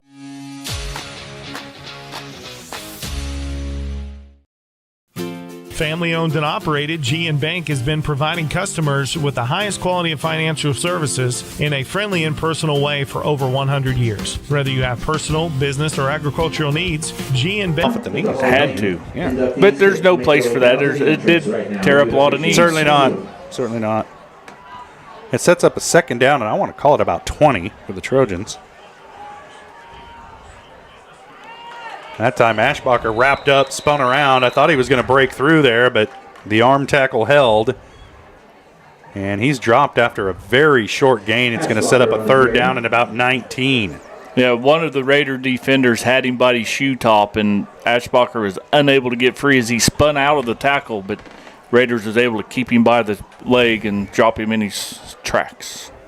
Brought down by several Raiders. So 3rd down and 19 for the Trojans at the 21, and what I know about Coach Philpott, he's probably going to play this one pretty conservative and punt it away. Let's try to get a screen. Let's try to just get something that maybe could hit here. So we tick down around 4 minutes to play first half. Back to pass is Salmons. He's going to launch it downfield. He's got Scott Moore, but it's intercepted as he just overthrew it just a bit. And Moore couldn't get to it in time, and that's picked off by Wyatt Frazier, who is just back there playing center field in his safety spot. And honestly, Josh, when you throw a ball that far, it's as good as a punt on fourth down. So, but you're right. Moore was really never open. They just threw it to a spot and trusted your big wide receiver to come down with it. Frazier outplayed him to the ball. Nothing wrong with that play right there. Yeah, Moore just basically a step behind that pass. And if he had gotten there a step faster, Frazier might have broken it up, but he might have got a flag for colliding with Moore there. But now Frontenac with the ball, 1st and 10 at their own 43-yard line. Back to pass is Smith, looking over the top, has a man. The catch made by Jaden Houghton. He's off to the races and finally brought down by Aiden Ashbacher at about the 7-yard line. And both Ashbacher and Houghton kind of slow to get up, but they're going to be okay. Ashbacher's head to the sideline is he just was really running just one step behind. Just a great throw there by the Raiders to throw him open.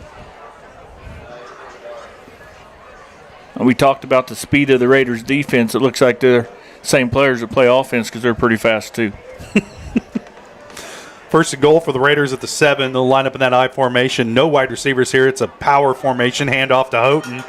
He's across the 5 and down to about the 3. And when you're the offense and you get to lean on the defense like the Raiders have so much here over the tail end of this first half, it's really starting to show, I think. These Girard defenders kind of getting pushed off the ball and having a hard time bringing the ball carrier down. Yeah, and they have all game, but that time they just, they're right there. They just got to finish the play. We can't afford to go down too far here early.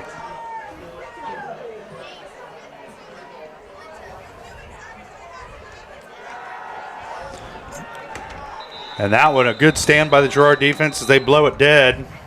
And there's Murphy on the carry. Murphy only able to pick up, just get back to the line of scrimmage. It's going to be 3rd and goal from the 4. Yeah, that was a blitzing Brocob right there as he shot the gap and was able to hit the gap the Raiders are trying to go to and just all but took the handoff right out of the quarterback's hand.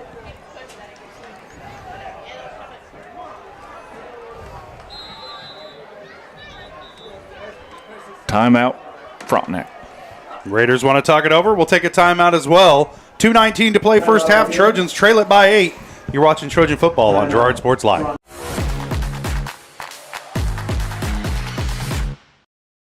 Farmers Bank is a proud supporter of Girard schools. For generations, Farmers Bank has worked with local leaders, businesses, and residents to help shape the future of Southeast Kansas. Farmers Bank is proud to have helped with the growth and development of the communities we serve. As partners in business and friends in life, Farmers Bank is looking forward to a brighter tomorrow. Farmers Bank, with locations in Hepler, Walnut, St. Paul, and Girard. Equal housing lender, member FDIC.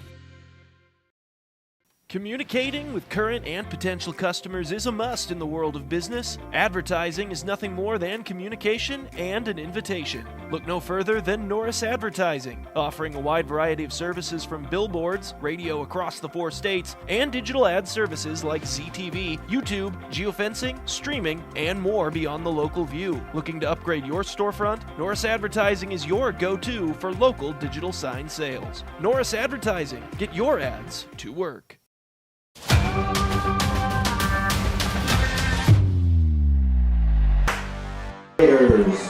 Welcome back to Frontenac. Raiders looking at a 3rd and goal from about the 3-yard line as they're trying to build on an 8-0 lead over the Trojans here late in the second quarter.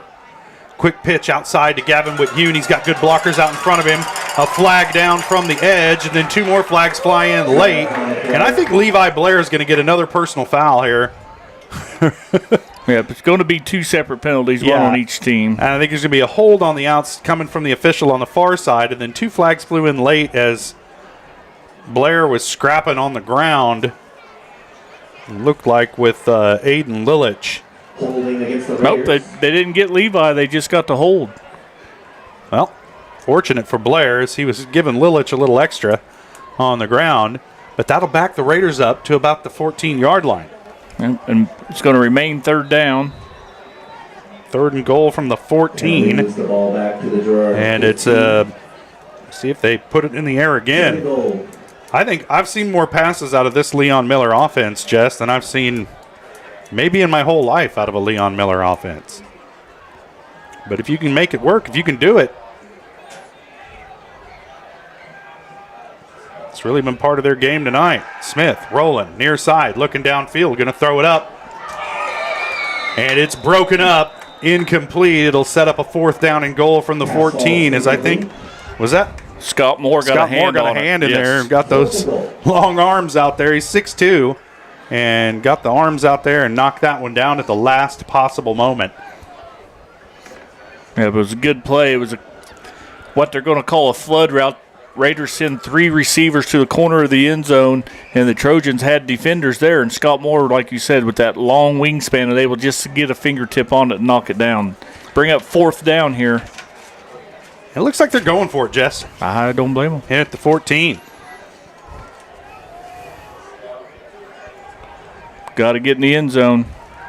Back to pass is Smith, looking around. Now he's going to scramble far side. Lots of green grass in front of him. And he's knocked out of bounds short of the goal line. The Trojans hold.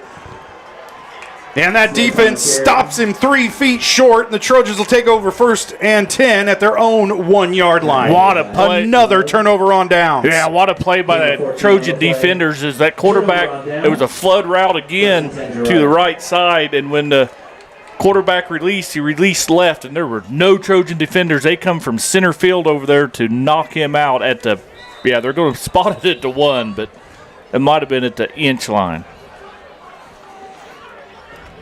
1st and 10 Trojans. Now, Jess, here's where you need that exchange to be clean. Or just get up under center and push forward 3 times. Yep, and there we go. Cullen, I'm not sure that it was entirely clean in the backfield, but Cullen able to push forward out to about the 2-yard line, so he'll pick up. They're going to give him out to the 3, so call it a gain of 2 on 1st down and bring us 2nd down and 8.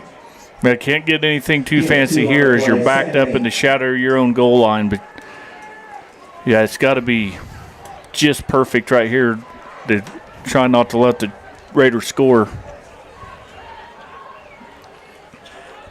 Cullen again in the pistol. They'll put Blair in motion. Now they look over to the sideline for the call from Coach Philpott. Now there's the snap. Cullen straight ahead. Behind the center and guard out across the 5 to about the 6. And it'll be a 3rd down and about 5 for the Trojans. This is still manageable, Jess. Yeah, it's nothing fancy there. Just taking a page out of Bill Snyder K-State playbook and just run quarterback power straight forward for a gain of 2 or 3 here. They bring up 3rd and 5. See if the Trojans try and find the edge here again. Got a little more room to work with back there now. Yep, they've been able to make some hay on the edges of that Frontenac defense. And I'd say they're going to let the play clock run down, call a timeout, and talk about it. You don't play clock down to 4. Yeah, you don't want to give the Raiders any more time if you do have to punt. And Coach Philpott takes the timeout. We'll take one as well. Trojans trailing by 8, facing a 3rd down and 5 deep in their own territory. But that's following up a big stand by that Trojan defense to keep it a 1-score game. We'll be back. You're watching Trojan Football on Girard Sports Live.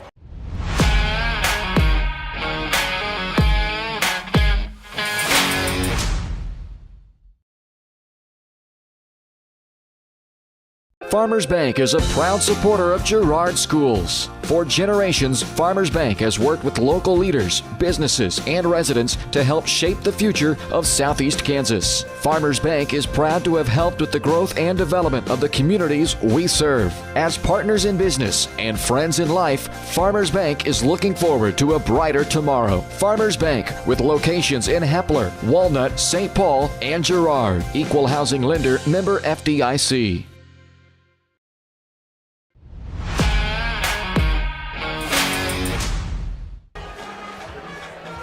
33 seconds left to play first half. Trojans looking at a 3rd down and a long 4 from their own 7-yard line.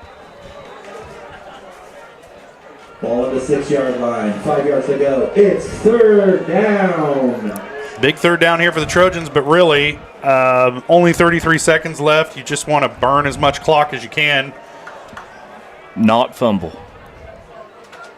There's the handoff straight ahead across the 10, and they're going to have first down out to about the 13-yard line, and that's going to make sure that Frontenac offense doesn't get their hands back on the ball.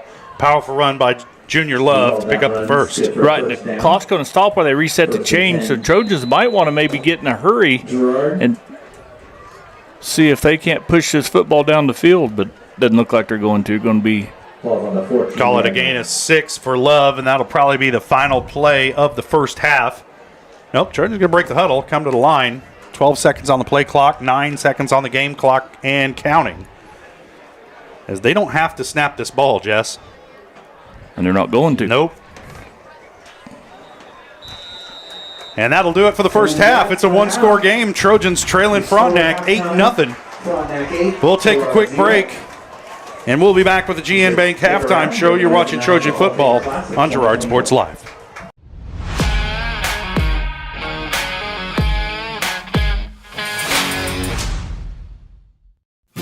Family owned and operated, GN Bank has been providing customers with the highest quality of financial services in a friendly and personal way for over 100 years. Whether you have personal, business, or agricultural needs, GN Bank is big enough to handle all of your banking needs, yet small enough to provide you with that personal touch you've grown to expect from a community bank. GN Bank, a proud supporter of the Girard Trojans. Equal housing lender, member FDIC. Learn more at gn-bank.com. Selling equipment can be a hassle. Whether you're needing to replace an old tractor or you're finally getting to retire, the time and energy needed to clean, prep, promote, and sell seems daunting. That's why you need Tyler Jackman and Big Iron Auctions. From one piece to the whole farm, Big Iron Auctions can deliver your items to more than 750,000 registered bidders. Call Tyler Jackman at 620-404-8115 or learn more at bigironauctions.com.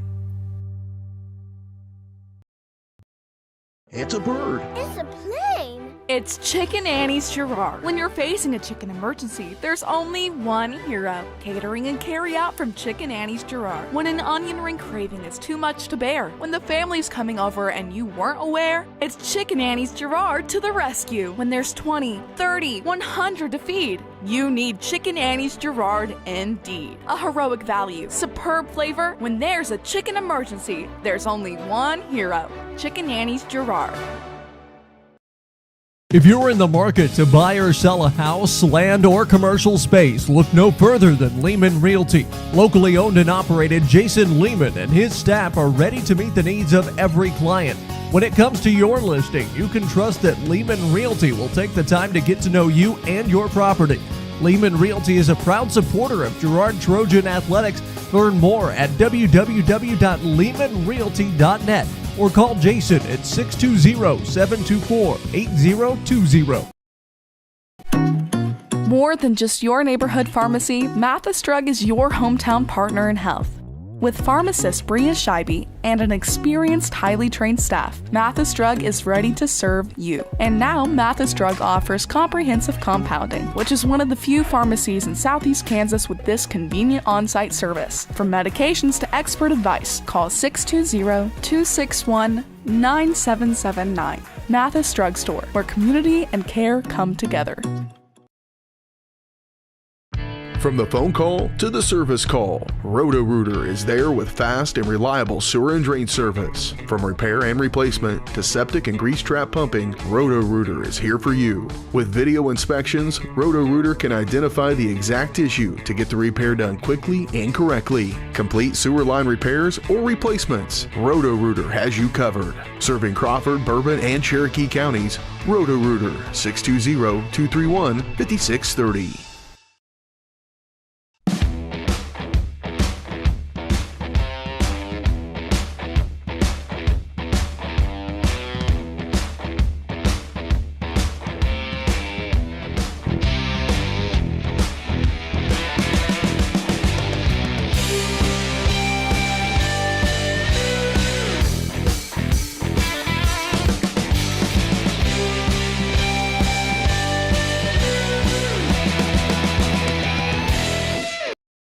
Communicating with current and potential customers is a must in the world of business. Advertising is nothing more than communication and an invitation. Look no further than Norris Advertising, offering a wide variety of services from billboards, radio across the 4 states, and digital ad services like ZTV, YouTube, geofencing, streaming, and more beyond the local view. Looking to upgrade your storefront? Norris Advertising is your go-to for local digital sign sales. Norris Advertising. Get your ads to work.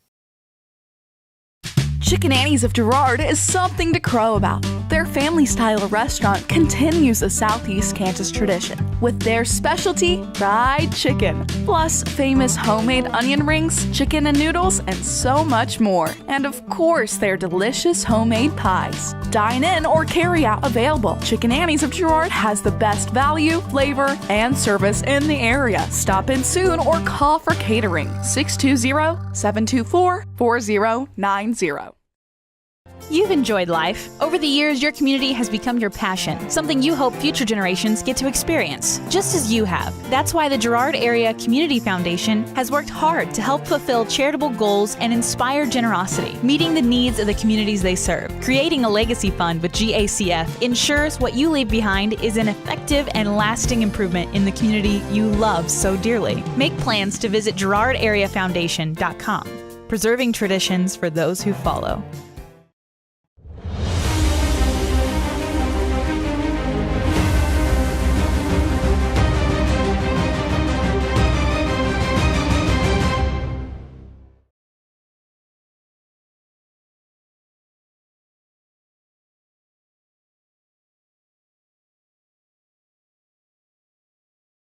Alongside me, Jess Murphy. Oh, Jess, I just ran up the stairs. I gotta keep my sentences short, you know. A one-score game. It's been a lot of defense, not much offense here in this first half, and a lot of turnovers. Both teams' offense is kind of struggling, and last year it was a 26-12 game. This year I think we'll be lucky to get to 12. Either team.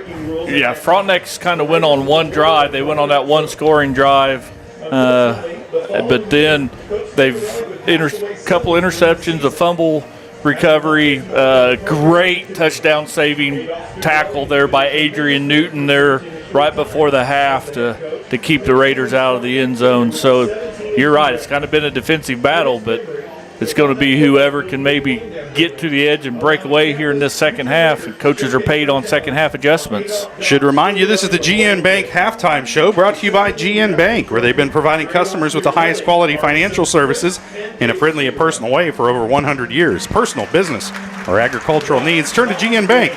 Learn more at gn-bank.com. I'd have read that earlier, but I couldn't breathe. So GN Bank gets it now. And so, Jess, Trojans, I mean, the offense didn't make a bunch of mistakes, like one fumble, but other than that, I'm sorry, an interception, but other than that, they've taken good care of the football. 2 turnovers in the first quarter last week against Baxter, both of them fumbles. They've had problems with fumbles this season. Not tonight. They've done a pretty good job taking care of that. And you just think that the big thing for them is probably just to stay ahead of the sticks so they don't end up in passing situations. Right, agreed. And the one interception that was thrown, like you said, it was 3rd and forever, and they threw a deep pass, so it's just as good as a punt. But, yeah, you're right. They got to figure out a way to get positive yards on 1st and 2nd down so it's not putting them behind the sticks and making some 3rd and manageables. Sorry, it's my granddaughter down there. She's the 6-foot-tall 12-year-old down there on the field. Fred is a proud member of the community and has been practicing law in the state of Kansas since 1970. This Big Willie law firm is led by Fred and his 2 daughters, Kayla and Angela. Please welcome. That Eye on the Game was brought to you by Kennar Eye Care. As we take a look back at the first half, Kennar Eye Care is here to make sure you can see what you're looking at. Kennar Eye Care, with locations in Pittsburgh and Girard, is here to help their valued customers. Learn more at KennarEyeCare.com. Earning a bachelor's degree in education. Prior to his career in Frontenac, Mr. Page worked for 5 years. Well, it seems like an opportune time, Jess, for us to take another break and come back with more of the GN Bank Halftime Show as they Hall of Fame festivities are in full swing here in Frontenac. At the half, the Trojans trail the Raiders 8-0. We'll be back to talk about it more. You're watching Trojan football on Girard Sports Live.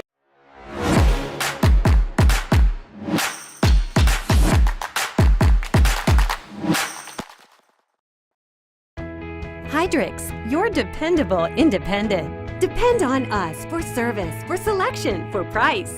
Get huge Samsung savings. Leave notes, sync calendars, and display your photos on the new Samsung Family Hub refrigerator. Plus, get free same-day delivery. Why shop for appliances where the motto is do it yourself when you can depend on the know-how of people who live appliances every day? The only thing better than our price is our service. Hydrix, Fort Scott, and Girard.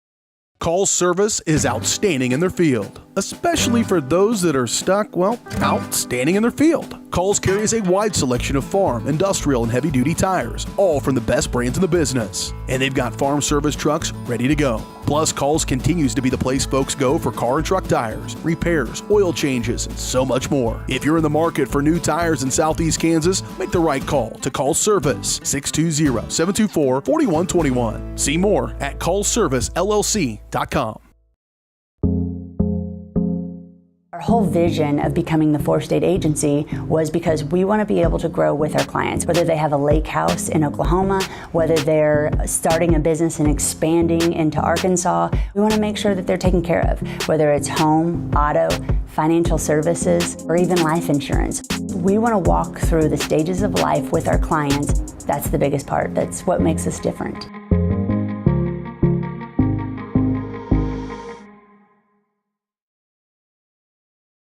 When it comes to your health care, you have a choice. Choose to stay local. Choose Girard Medical Center. For over 100 years, Girard Medical Center has been a part of the community, and they work every day to meet the healthcare needs of those they serve. With 6 locations in Southeast Kansas and an ever-expanding list of inpatient and outpatient services, you just don't have to travel anymore to get quality cutting-edge care, including many services you won't find elsewhere. Proud to serve Girard and the surrounding area. Learn more at girardmedicalcenter.com. Whether you're trying to make the most of the next harvest, navigating a changing business landscape, or planning for the next chapter in your life, the professionals at Prime Accounting Solutions are here to help. With 10 locations, Prime Accounting offers convenient, friendly accounting and tax services at a fair price. Payroll, bookkeeping, business planning, personal tax filing, and more. And now Prime is the place to go for insurance. Trojan fans can find us at 408B North Grand in Pittsburgh or call 620-232-7305. To find a location near you, go to primeaccounting.net.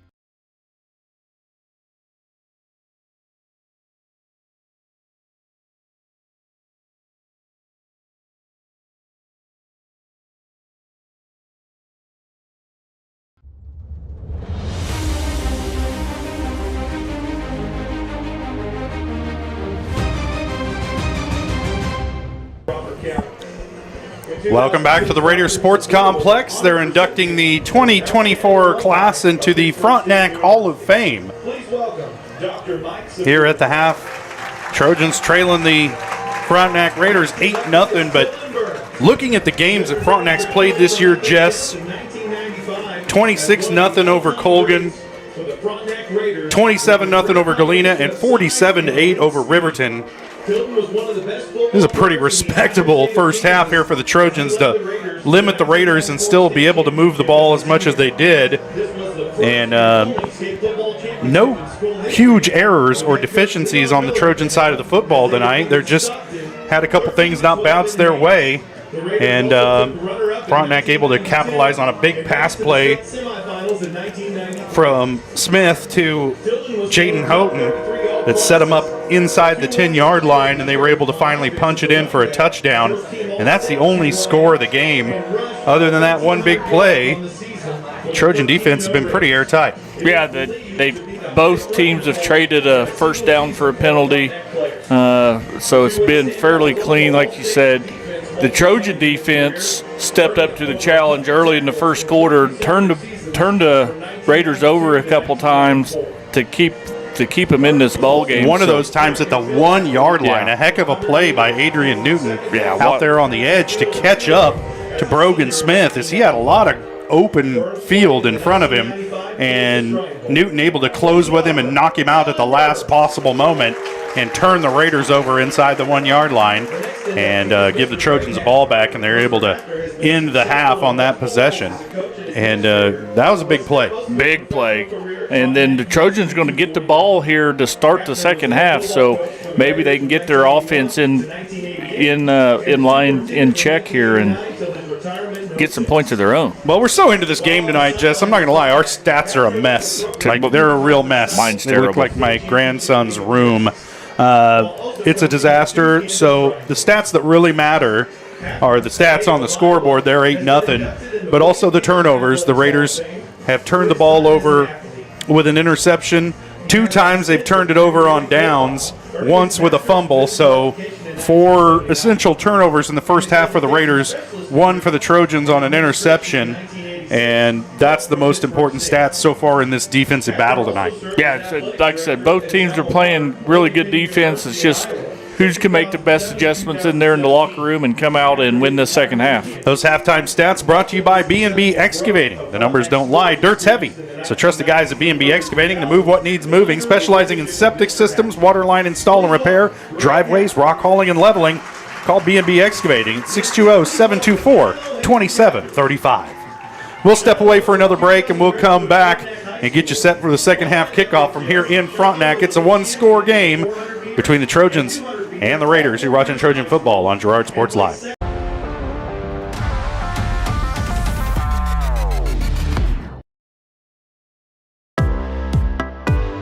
Community National Bank and Trust has been serving the area for more than 30 years with a strong commitment to the highest quality leadership and banking services. Missing that human touch with your bank? Come talk to a real person at Community National Bank and Trust. We're your local bank that's small enough to know you, yet big enough to offer the best products. Community National Bank and Trust. Federally insured, locally awesome. Member FDIC.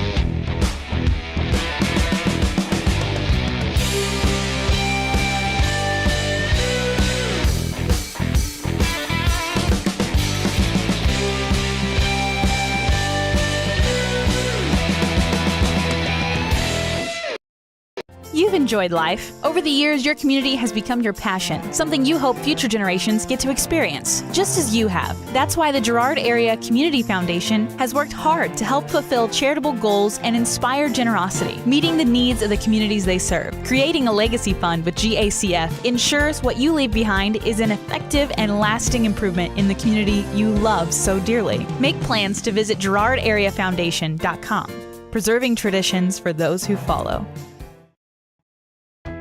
Hydrix, your dependable independent. Depend on us for service, for selection, for price.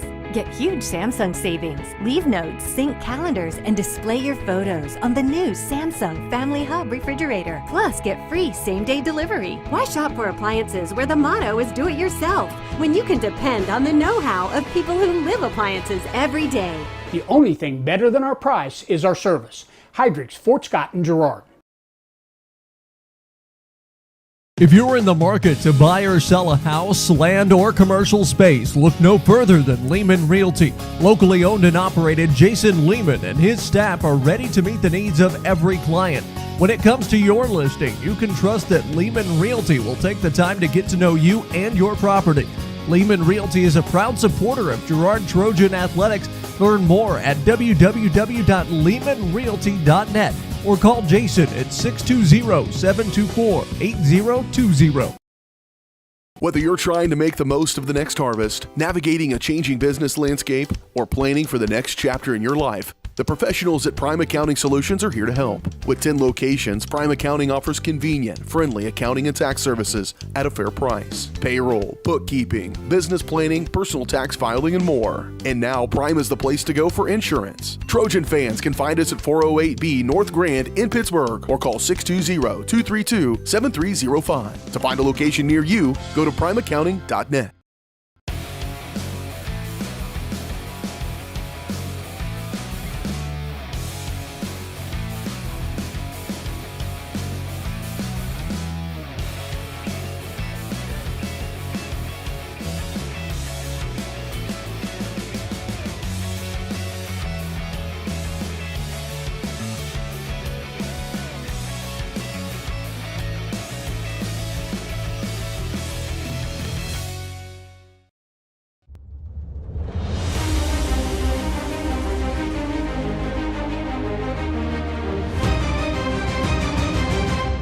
Nine, 5, 7. Welcome back to the Raider Sports Complex here in Frontenac, Kansas. A beautiful night for high school football here in Frontenac. They just got done inducting the 2024 Frontenac Hall of Fame class. Some familiar names in there that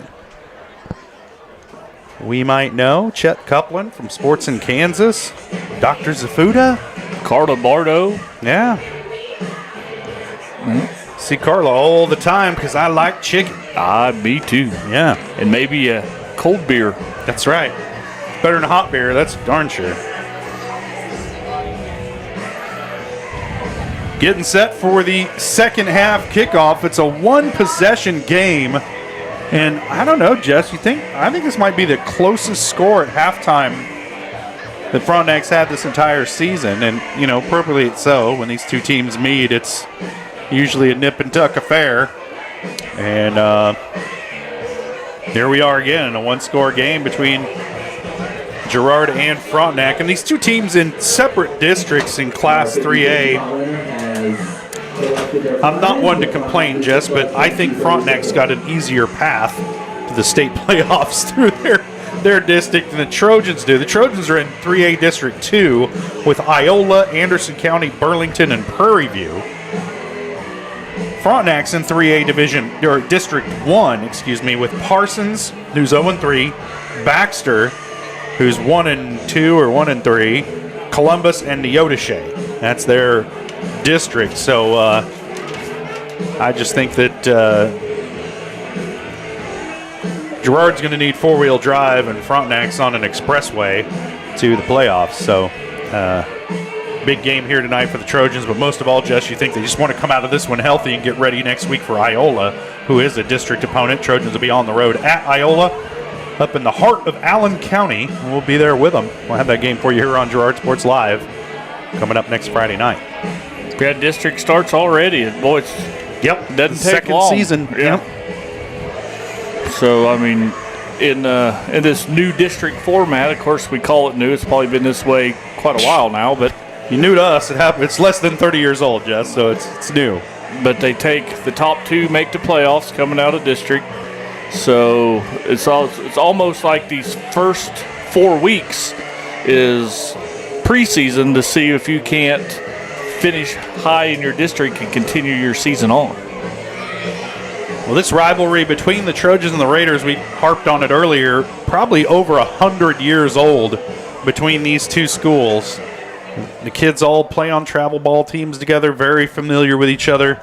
And I think that, just like Jess, the last fight you want to jump in the middle of is one between brothers.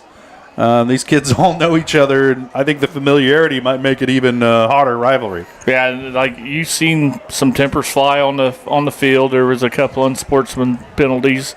It's just, but nothing malicious. It's just all hard-nosed, want to play. This second half kickoff brought to you by Farmers Bank. Farmers Bank, proud to have helped with the growth and development of the communities we serve. Farmers Bank looking forward to a brighter tomorrow. Trojans looking forward to a brighter second half. Farmers Bank with locations in Hepler, Walnut, St. Paul, and Girard. Trojans won the toss to start the game, deferred to the second half, so they'll have the ball here to start the third quarter. They try to get that offense rolling, and they had a chance to talk it over in the locker room. Maybe they made some adjustments for what the Raiders are doing defensively. And this homecoming Hall of Fame, you name it, crowd here in Frontenac. Making some noise here on the near side. Low end over end kick, gonna drop it about the 25. Scott Moore picks it up at the 15, makes a man miss out across the 30, runs over another defender. He's out across the 35, and they're going to mark him down right at the 35, and that's where the Trojans will take over 1st and 10. Yeah, that was a great run there by Scott Moore. He pretty shifty for as big as he is and makes a guy miss and then trucks another one to get good field positions for the Trojans. Hard guy to bring down, and you know the Trojans would like to get the ball in his hands more if they could. No pun intended, Jess. It's one of those things you don't hear it till you say it. 3 wide receivers in this set for the Trojans. Moore lined up on the far side. There's a snap. They'll go straight ahead, and a short gain, maybe a yard for Mason Gilmore. And it'll bring up the 2nd down at 9 at about the 37. Just not much push out of that Trojan front 5. The Raiders are able to slip their blocks and get their hands on that running back as soon as he got his hands on the football. Just like you said earlier, Jess, not a lot happening between the tackles for the Trojans tonight. It's that Frontenac defensive front, very physical, very aggressive. And it's pretty crazy that they've limited them as much as they had with just 3 down linemen. They try to find the edge with Ashbacher, and they do a good job getting penetration, do the Raiders, and they're going to drop Ashbacher for a loss back at about the 31, 32-yard line. I think give him progress at the 32, so that's a loss of about 4 on the play. Yeah, that time that left D end for the Frontenac Raiders just got rid of his blocker, kept his outside arm free, just textbook defensive end play, and able to push Ashbacher, had to run around him, and they get him for a big loss. Move it back to, man, it looks like the 32. So almost a loss of 5 on the play. Sets up a 3rd down and long for the Trojans from that spot. 3 wide again. They line Moore up in the slot. Here's the snap, back to pass. And they get it out in the hands of Corbin Bowen, and he's shifty, but he's not going to run through many tackles, and he's brought down at the 35-yard line, so a gain of about 3, sets up a 4th down and long, and here comes the punting unit. Yeah, it was just not much happening. Raiders kind of dropped back into prevent defense, and they had 3 or 4 defenders to bring Bowen down. And just not what we talked about in our keys of the game. Trojans fell behind the sticks early and just unable to get a 1st down. So Zeb Poland in to punt it away for Girard. Gets a bad snap, gets the kick away rugby style. It takes a Trojan roll across the 30 down inside the 25, and Frazier feels it there and is buried by a host of Trojans. But Frontenac will have it, 1st down and 10 at their own 22 by the looks of it. Yeah, I'm sure Frazier might get a talking to from his special team coach, as that play was dead there, and there's no reason for him to try to pick that up and advance it. There's nothing good that could have come about that. Well, he did stop the ball from rolling inside the 20, I guess. Fielded it like a shortstop and then just got buried. 1st down and 10 for the Raiders from the 22. I formation in the backfield behind Brogan Smith. And they'll hand it to the fullback, Murphy, straight ahead. And he's out across the 25 to about the 27, gain of 5. Yeah, just Frontenac Raiders front 5 of their offense is pushing our D-line back 2 or 3 yards, and that time the linebackers have to make the play, but not before the Raider running back can gain about 4 or 5 yards right there. 2nd and 5 from the 27 for the Raiders as Smith enters the huddle with the play. Whitune and Murphy in the backfield in the I formation behind Smith. 2 wide receivers in this set.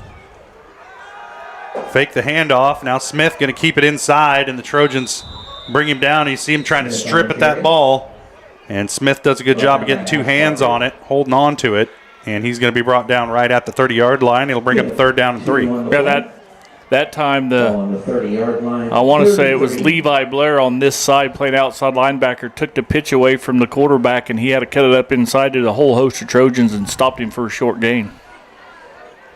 So a big third down here for the Trojan defense. See if they can get off the field. What do you bet? I'm going to bet you $1 what Yoon gets the ball here. If he is the tailback, I can't tell you. It is. He does get the ball off the right side. He's going to have enough for a first down. Big stiff arm as he steps out of bounds at about the 41-yard line. And it's a gain of about 10 on the play for Whit Yoon. Result of that play is good for a Frontenac Raiders. Man, nothing fancy there. That was just off tackle, and Whit Yoon just beat the Trojans to the first down sticks. Call it a gain of 11 on the play. Brings up first down and 10. They'll stick with this I formation with Yoon in the tailback spot. Murphy at fullback, 2 wide receivers. Smith fakes the handoff. Now he keeps it himself straight up the middle. He's got a lane, and he's off to the races. It's a foot race, and nobody's going to catch Brogan Smith as he goes all the way for the touchdown. Yeah, what a great handoff. As I was watching the fullbacks, I thought he got the ball, and along with, great flag on the play, holding. Oh, and a race is a touchdown run. And although the officials are wearing black and white, Jess, this one goes against the Raiders. Yeah, and like I said, what a play-action fake or quarterback. I've watched the fullback, thought Trojans stopped him for no gain, but the hold was probably the reason they opened a big hole. The race is a 57-yard or 58-yard touchdown run by Brogan Smith, and it's going to back the Raiders up to their own 31-yard line. New life for the Trojan defense. Call it 1st and 20 from there. Hand off to Murphy, and he finds a little bit of a lane. The Trojans finally ride him down at about the 39-yard line, but the Raiders starting to get some production out of that running game. Yeah, they're just leaning on this Trojan defense a little bit. These some of the big plays the Trojans made was through a linebacker blitz into the gap to help that 3-man front for the Trojans. Bring up a 2nd and a long 12 for Frontenac from their own 39-yard line after a 8-yard run by Murphy. Murphy will get it again straight up the middle across the 45 to about the 46. It'll set up a 3rd down and manageable. Yeah, and out of this I formation, the Raiders are just running like a triple option. They stick that ball in the belly of that fullback, and that quarterback can either give it, pull it, and run the option to the outside. I mean, it's just textbook veer type offense.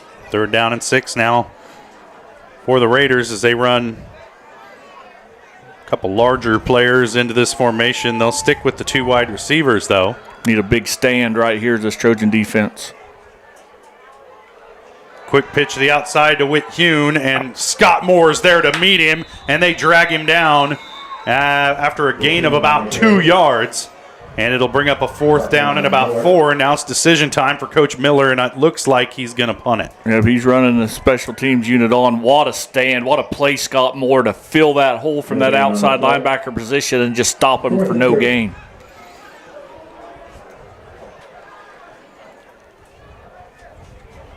This is the first punt of the night for the Raiders. Corbin Bowen back to receive for the Trojans. The punt is away from Brock Wiemers. Bowen gets it and is wrapped up quickly and dropped after a return of about 4 yards. And just kind of got arm tackled a little bit, stopped his momentum out there. And the rest of the cavalry was able to show up and finish him off for the Raiders and set the Trojans up 1st and 10 at their own 25. Yep. The Raiders' punt coverage was good, kept Bowen in check as he got underneath that and fielded that with a little bit of a run and start. 6:10 to play, 3rd quarter. Trojans trailing at 8-0. To the Frontenac Raiders, just trying to find a chink in this defense's armor. And now is there a penalty against the Trojans here that I didn't see? And they're marking it off. Evidently, I didn't see it either. No bueno. Back to the 15, so it was a 10-yard penalty, whatever it was. Had to be holding. Girard will take over there, 1st and 10. Well, that erases fairly good field position. So now the Trojans inside their own 20 to start this drive. And we'll see what they got in the bag of tricks for this situation.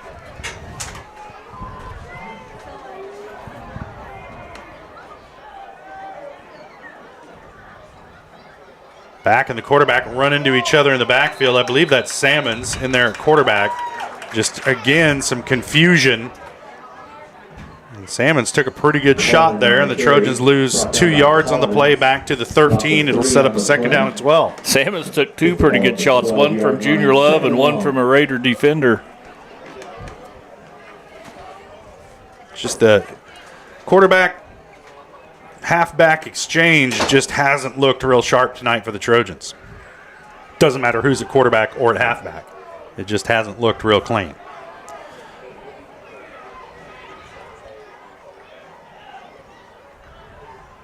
Pinckney, the lone wide receiver, they're going to hand it off straight ahead. I believe that was Junior Love on that carry. Out across the 15 to about the 16-yard line, so he gets the lost yardage back plus a couple. It's going to set up a 3rd down and 8. It's a good play. It's that's a quick hitter. That play develops real fast. Trojans able to get a good gain, but it's just on 2nd down where it was 2nd and long, and now makes 3rd and 8's hard to get. Especially against a defense like this. Because the Raiders can do a lot defensively when you're in a 3rd and 8. Put a man in motion, fake the pitch, back to pass to Salmons as he's hit as he throws. And Moore just had to play defensive back there and knock it down because that was going to be picked off by Drake Clayton. And there's a flag, and it may be like a little horse collar action on the tackle. We'll see.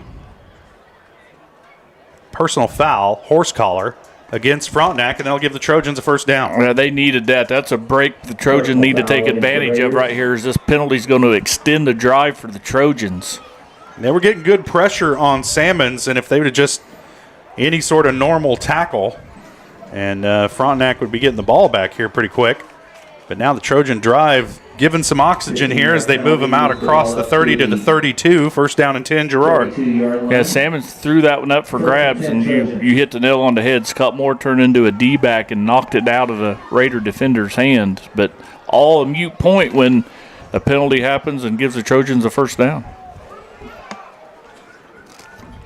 Just a 1-score game, 4:40 to play here in the 3rd quarter. Trojans trailing at 8-0. Salmons in the pistol. Here's the snap, going to give it around the end. This is Ashbacher, tries to lower the shoulder, and he's going to be lucky to make it back to the line of scrimmage as the Raiders are kind of wise to that play at this point, and they get numbers out to the edge of that defense, and they're able to shut down that end around to Ashbacher. Yeah, we talked earlier about the speed of this Raider defense, and the linebackers and D-backs of this Raiders team flowed with the ball really fast and kept Ashbacher in check. So 2nd down and 10 now from the Trojans, still at the 32-yard line. Don't have to waste a timeout. Trojans take a timeout to talk it over. 4:03 to play. We'll take a break as well. Trojans trailing it 8-0. You're watching Trojan football on Girard Sports Live.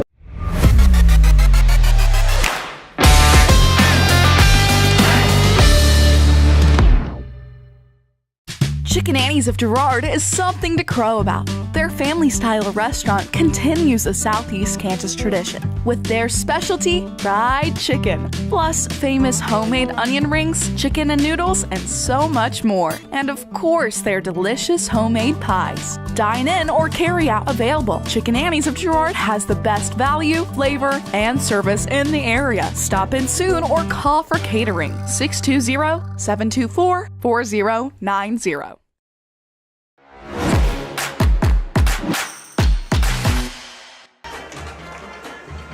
Welcome back to Frontenac America. 4:03 to play, 3rd quarter. Trojans in a 1-score game with the Frontenac Raiders, but just trying to get anything at all going offensively against this physical and aggressive Raider defense. Yeah, I think the Trojans maybe have matched them blow for blow early here. Just, man, a quarter and a half to go here, Josh. We have to figure out something here if we're going to get back in this ball game. Trojans come out in a 3 wide receiver set, trying to spread this defense out a little bit. Salmon's in the pistol. Here's the snap. He's going to give it to Scott Moore on the end around. Moore being physical out across the 35 to about the 39-yard line, and that's going to get about a little more than half of what you need, and it'll set up a 3rd down and about 4 for the Trojans, and that's way more manageable. Yeah, that's a good play there. I talked earlier about how I really thought Philpott did a good job of getting into a play-calling rhythm last week in Baxter. Now you got to get the ball in some of your playmakers' hands, and he's finding a ways to get it in Scott Moore's hands right there. 3rd down at about 4 from about the 38.5, maybe the 39-yard line. Ashbacher in motion. Now he'll return to his original position. Snap straight ahead, Cullen. And Frontenac kind of saw that one coming as it's going to set up a 4th down and short. He'll be less than a yard short of the sticks. And now decision time for Coach Philpott. Yeah, I think Cullen maybe was a step too early. If he would have just hesitated, stuttered a little bit, and let Junior Love get ahead of him, then Cullen maybe could push forward, because this is just 4th and inches, and the Trojans are going for it. Going for it here on 4th and less than a yard against this physical Raider defense. This gut check time for the Trojans. Handoff straight ahead, Junior Love, and he has enough of the 1st down out to about the 44. Yeah, great call there, just to power that thing forward. Mono, man on man, see who can win at that point of attack, and Trojans win that one. 1st and 10, Girard. Trojans keeping this drive alive by picking up that 4th down and short. 2:35 to play, 3rd quarter. You get the feeling, Jess, this is a big drive here for Girard. Mm-hmm. Cullen in the pistol. Fakes the handoff. Now he's going to throw. He's got Levi Blair out across the 50 at about the 46-yard line, so they'll pick up 9 yards on the pass play on 1st down. Yeah, man, we've been waiting for that all night to get good positive yardage on 1st down. It opens this whole playbook up, so if you want to take a chance right here over the top, it'd be a great time. Yeah, 2nd down and 1, you can really start gambling. I'll have the playing with house money. Yeah, have the whole playbook in front of you.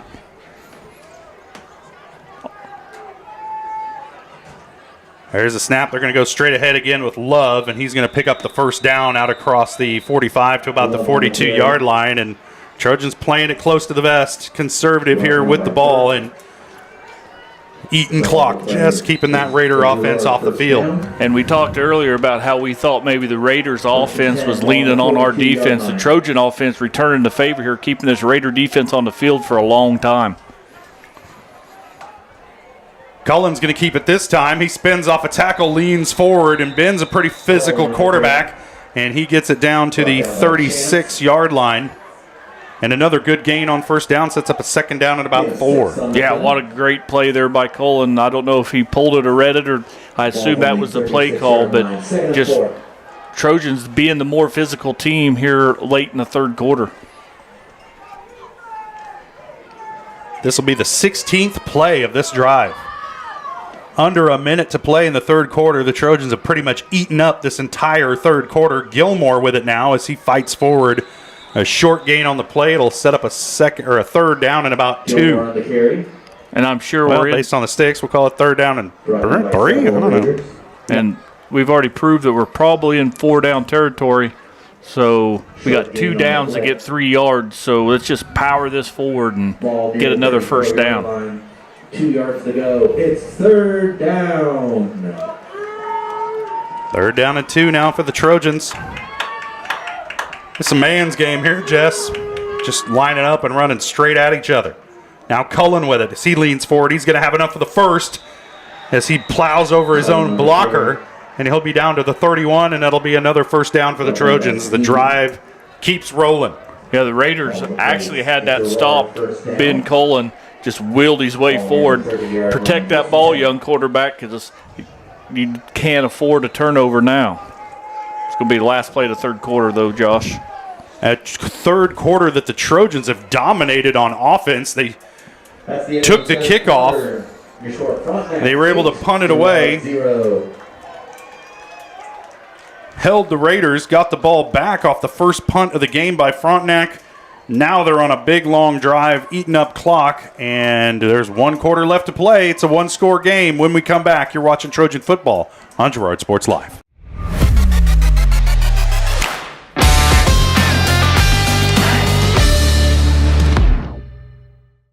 $54.19. Your partner at every stage. Matt Murphy and Murphy Seed. When it comes to your health care, you have a choice. Choose to stay local. Choose Girard Medical Center. For over 100 years, Girard Medical Center has been a part of the community, and they work every day to meet the health care needs of those they serve. With 6 locations in southeast Kansas and an ever-expanding list of inpatient and outpatient services, you just don't have to travel anymore to get quality cutting-edge care, including many services you won't find elsewhere. Proud to serve Girard and the surrounding area. Learn more at girardmedicalcenter.com.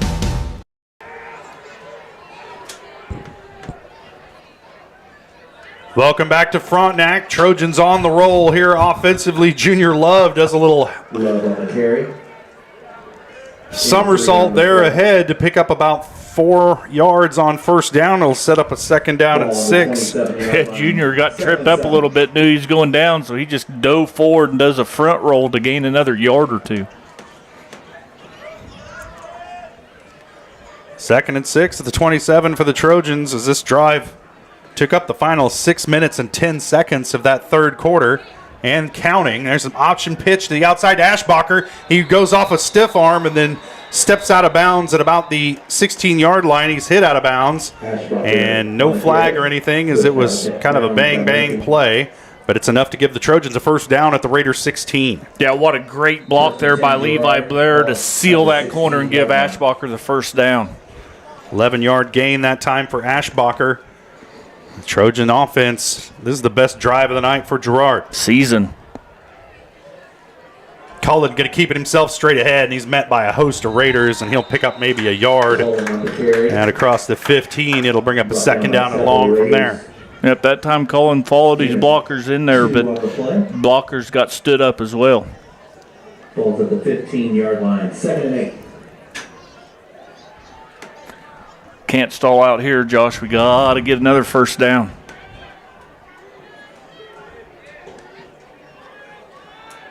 Coach Phil Potts sends the play in. Trojans break the huddle with 10:45 to play in the game, trailing by 8 here in Frontenac. If they could pull this one off, it could be huge for the Trojans. Again to Ashbacher, trying to get around the end. He's going to cut straight ahead and stop for no gain on the play. And that's just what that Frontenac defense needed. And now the Trojans looking at a 3rd down and 9 from the 15, and they got to get creative here. Yeah, the Raider defense that time, Trojans ran that play to the right for a first down, but that time they tried to run it to the left, and that left side of that Raider defense read it.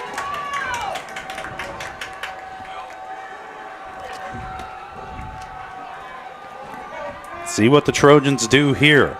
Got 2 downs to pick up 9 yards. 2 receivers in this set. Love the lone back in the backfield. Cullen now going to run option, pitches outside. Ashbacher, a lot of black jerseys in front of him, reverses his field and trips and falls. Oh, Aiden Ashbacher looked like he was going to be able to reverse his field and get back around the other end, and I think somebody hit him on the back of the heel. Yeah, Luke Sneed. Yeah, and Ashbacher's going to actually lose a few on the play. It's going to bring up a 4th down and long. The Trojans in no position to kick here. They're going to go for this. Yeah, when Ashbacher reversed field, if he could have just got through one ankle tackle right there, he had that whole side to himself. Ball all the way back at the 19-yard line. We'll call it 4th down and 12. And the Trojans are going to talk it over with a timeout. We'll take one as well. A big 4th and long coming up here for the Trojans as they try to close an 8-point gap with Frontenac on the other side of the break. You're watching Trojan football on Girard Sports Live.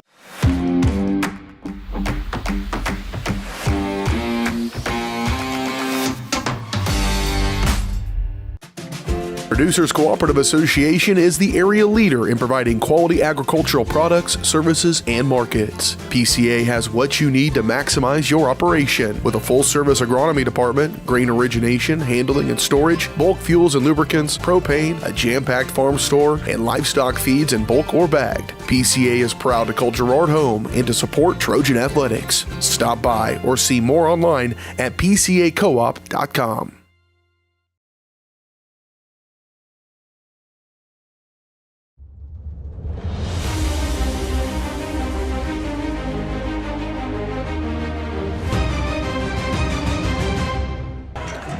Trojans looking down the barrel of a 4th and 12, 9:14 left to play as they bring out 3 wide receivers in this set. Junior Love in the backfield behind Ben Cullen. This could be your game right here, folks. Here's the snap. Cullen back to pass, throwing. It's batted down, incomplete. Oh, it's caught. It's caught, but short of the line to gain by Scott Moore, and that'll turn it over on downs to Frontenac. And as a receiver, you got to find those sticks, and as a quarterback, you got to wait for your receiver to get to those sticks. And Cullen just a little bit fast with the pass. Moore was open. He got the ball in there, threaded the needle. A good-looking pass play if it was 3rd down, but unfortunately for the Trojans, it was 4th down, and that turns it over to the Raiders, who will take over at their own 9-yard line. You took the words out of my mouth by threading the needle. Man, Cullen just put that on a dime, but Moore was just a yard short. So a turnover on downs with 9 minutes left to play. The Raiders hand it to Whit-Hune, and just like that, he's off to the races. And the Trojans going to have to track him down from behind. Bowen gets him with an ankle tackle. Saves the touchdown, but the big play gets the Raiders out of the shadow of their own end zone and flips the field. It takes the Trojan a quarter and a half to go that far. Raiders made it in one play, and there's not a penalty this time to bring it back. Ball on the 34-yard line. 60-yard run, Jess? That's long way. Long, too long. First down and 10 now for Frontenac from the Trojan 34. I'm not good at math. Oh, we got a timeout in Frontenac, and that's going to give me time to count with my fingers and toes, figure out how long that run was. Frontenac with the ball back, a big carry by Whit-Hune. 8:41 to play. Trojans trailing by 8. Now they need a big defensive stop on the other side of the break. You're watching Trojan football on Girard Sports Live.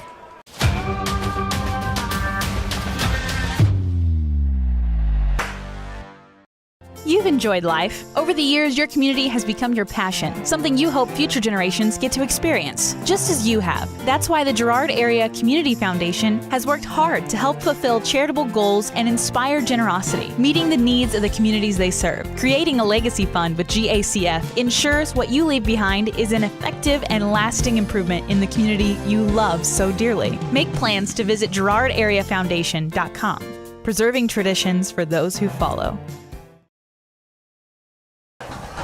Welcome back to the Republic of Frontenac. Trojans trailing 8-0, 8:41 to play. Big run by Gavin Whit-Hune, flipped the field position. Now the Raiders with it, 1st and 10 at the Trojan 34. And here's another handoff to Whit-Hune as he follows his blockers out across the 30, down to the 29-yard line. Another good gain on 1st down. And Jess, Whit-Hune's a good-looking back. Yeah, he's just a real patient runner when he needs to be. That time, there was nothing there. He just waited, saw a little hole, ducked his head, and shot through there for 5 yards. Yeah, sometimes you got to tip your hat, Josh. He's a player. Yeah. These Frontenac defense is no joke, and you look at their schedule, Jess, this could be an undefeated team heading into the state playoffs. There's not a lot of teams left on their schedule are going to give them a run like Girard did tonight. I formation behind Smith, handoff to Whit-Hune again, and there's a hole in the middle, makes a man miss, makes another man miss, and the Trojans finally bring him down at the 20, but not before he gains 10 and picks up another Raider 1st down. Yeah, Trojan linebackers that time just swung and missed right there, but and a lot of these guys for both teams are kind of going both ways, especially up front. And at this point in the game, I you appreciate that they're a little bit gassed. Yeah, they're starting to get some hands on some hips, but, man, you got to dig deep right here and find a way to stop these Raiders. A big power formation here, power I. Pitch to the far side to Whit-Yoon. He's hitting the backfield, spins off the tackle. As looked like Blake Brocobb had a chance to drop him for a loss, but Whit-Yoon able to just spin off of Brocobb's momentum and twist forward for a gain of about 4 on first down. Yeah, and you don't see Blake Brocobb. I know he's just a sophomore, but we watched him make a lot of big plays as a freshman last year and a whole lot of plays so far this season. This year, you don't see him miss very many tackles. Raiders need to reach the 10 for a first down. Once again, no wide receivers, double tight, I formation. There's nothing fancy here. They're just going to run it at you every time. Whit-Yoon makes a man miss in the backfield. Across the 15 down to about the 13. It'll set up a 3rd down and 2 for Frontenac. And this right here is Leon Miller football. It's what he has done so successfully his whole career. There's a reason why Coach Miller has 200 wins. And if it's up to him, it'll take 6 minutes and 26 seconds to score this football. He is in no hurry. Nor should he be. Again, double tight I formation, not even pretending that you're going to pass. Smith hands it off again to Whit-Yoon, working the edge of that Trojan defense, makes a man miss, makes another, and he's into the end zone. And that might just be your game, folks. I know there's 6 minutes left, but with the way the Frontenac defense is playing, a 2-scorer lead is probably going to be enough. Yep, and there again, this Trojan defense had him bottled up. Whit-Yoon single-handedly scored that on his own. He was able to twist and turn and spin and just run through a couple tackles to wheel his way in the end zone. We said during the break, Jess, and of course it was before that touchdown run and Whit-Yoon's elusiveness, and that you got to give respect to your opponent, but if the Trojans play the kind of game they played tonight against every other team on their schedule, they could run right through that district. I believe so. This Trojans, I know they're trailing 15-0, Josh, but this has been a gut check game for them, and they've answered the opponent. They've done well. They just get beat on the scoreboard. We'll take a quick break. We'll come back. Trojans trailing at 15-0, 6:02 to play. You're watching Trojan football on Girard Sports Live.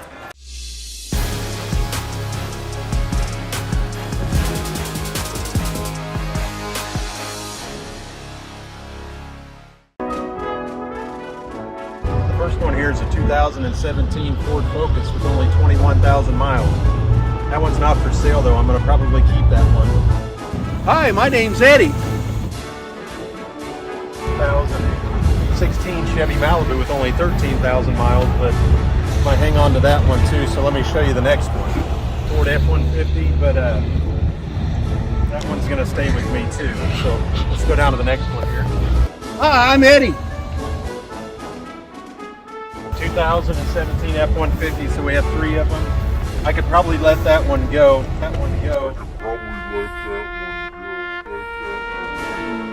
Hi, my name's Eddie. 2015 Ford Transit Cargo. I'm going to keep that one because I have to move here soon. But the rest of them, you're welcome to come out and look at. And I think you'd like a lot of them. We appreciate your business.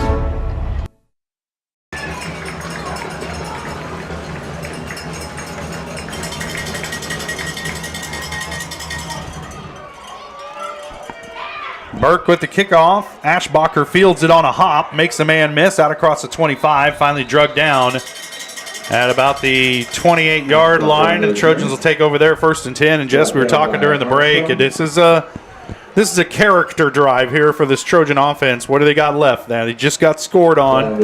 You're playing against a very tough defense, but it's good. You want to see these guys try and finish this game strong and keep the effort up. Yep, there's 2 ways to go with this, Josh. I think you can do what you're talking about, try to finish off a 6-minute drive with a score, or you play down 2 scores and you try to air it out and hope for the best. 1 wide receiver in this set. Cullen going to hand it off straight ahead. I think that was Gilmore. Yep, it was Mason Gilmore on the carry, and he'll gain 2 on first down. Will be 2nd and 8 from the 30. I agree. Just Gilmore pushes up into the hole and leans forward for a couple.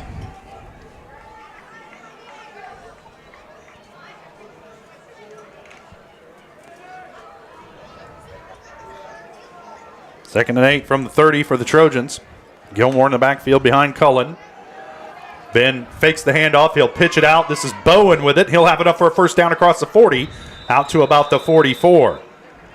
A great option play right there. Good read by Ben to pitch that, get the ball in the hands of Bowen, and good block by the Trojans to give him the corner. And Trojans are on the way down the field here.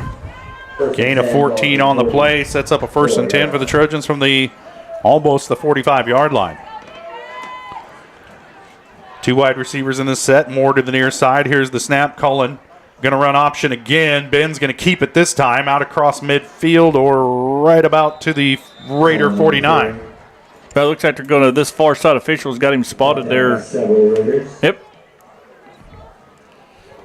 Going to be on the 49-yard line. Again, option play this time.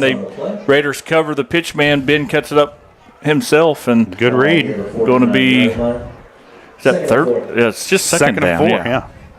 Come on, Jess. Well, I can't see. I'm looking through the... You're looking through 2 layers of glass at your own reflection. Right. It's got to be scary. 4:26 to play in the game. Trojans down 15-0. Now Cullen with the snap and faked the end around, kept it himself. Not much to work with there as he gets back to the line of scrimmage. It's going to bring up a 3rd down and 4. Yep, 4 down territory, of course, down 2 scores late in the game. But that's I think Cullen made the right read, though, because the Raiders had that end around pretty much covered up. Yeah, Cullen's limping off and bringing in Siler Salmons right here. 49-yard line, 4 yards to go. It's 3rd down. I lied. Looks like Cullen just sprinted back in. Yeah. Just play acting. You know, like soccer players do. And I think that's Salmons in there, quarterback. Nope, it's Cullen. Never mind. You're right. Nope, that's Salmons. No, it's Salmons. Had a little bit of motion before the snap for the Trojans. That's going to back them up. So it's going to turn that 3rd and 4 into a 3rd and 9. Against Girard. And for the most part, Trojans tonight have avoided that. But 5-yard penalty. I've watched a lot of Trojans games the last, Philpott's been here, 8, 9, 10 years by now probably. And this offense, there's a lot of motion goes on. And sometimes those receivers, or the backs don't get set. They'll option to the outside. Here's Ashbacher across midfield, lowers the shoulder, and there's a flag in the Trojan backfield.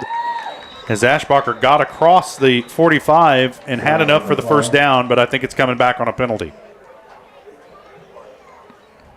Holding against the Trojans, and it's going to back them up again. The Trojan offense is now going in the wrong direction as they had this at 3rd and 4. Now it's going to be, 3rd and 14, 24 or something. We'll see. They needed to reach about the Raider 45 for a 1st down. Yeah, they're all the way back at their own 36-yard line, so 3rd and 19 for the Trojans now. It's 3rd. All right, see what we have for a 3rd and forever play call. How long does it take Scott Moore to run 19 yards? As Salmons rolls out, throws it on top. Scott Moore has it across the 40, 35, 30, pushed out of bounds at the Raider 27-yard line, and the Trojan drive is still alive. Yep, that takes about that long, Josh Lettner. About that long. Scott Moore got over the top, and Siler Salmons on a rollout to his left. And if you're a right-handed quarterback, that is a hard throw to make. Kudos to Siler Salmons for hitting Scott right in the hands. 34-yard play to Scott Moore. Sets Trojans up 1st and 10 at the Raider 30. Salmons in the pistol. Handoff. Nope, they're going to pitch it outside. This is Levi Blair out across the 30, and he's cut down after a gain of about 2. And it looked good for a second, but the Raider defense did a good job of rallying to the ball. Yeah, Levi Blair just Not quite as fast as maybe Ashbacher and Bowen. Not but as shifty. Not quite as shifty, but it was a good play. He just the speed of that Raider defense, again, we've talked about it all night, was just able to get there in time to knock Levi for a short gain. The Trojans really haven't played a defense anything like this all season. Colgan played a good game against them the first week. First quarter. Yeah, but this is a pretty physical unit. They may not have been prepared for coming into this game. Gilmore there carrying ahead, and he'll pick up a yard, maybe 2, up to about just 1 yard, up to the 27. Brought down by Burke. I'll bring up a 3rd down and 7. 27-yard line, 7 yards to go. Got an official timeout. Oh, you got a player down tying a shoe.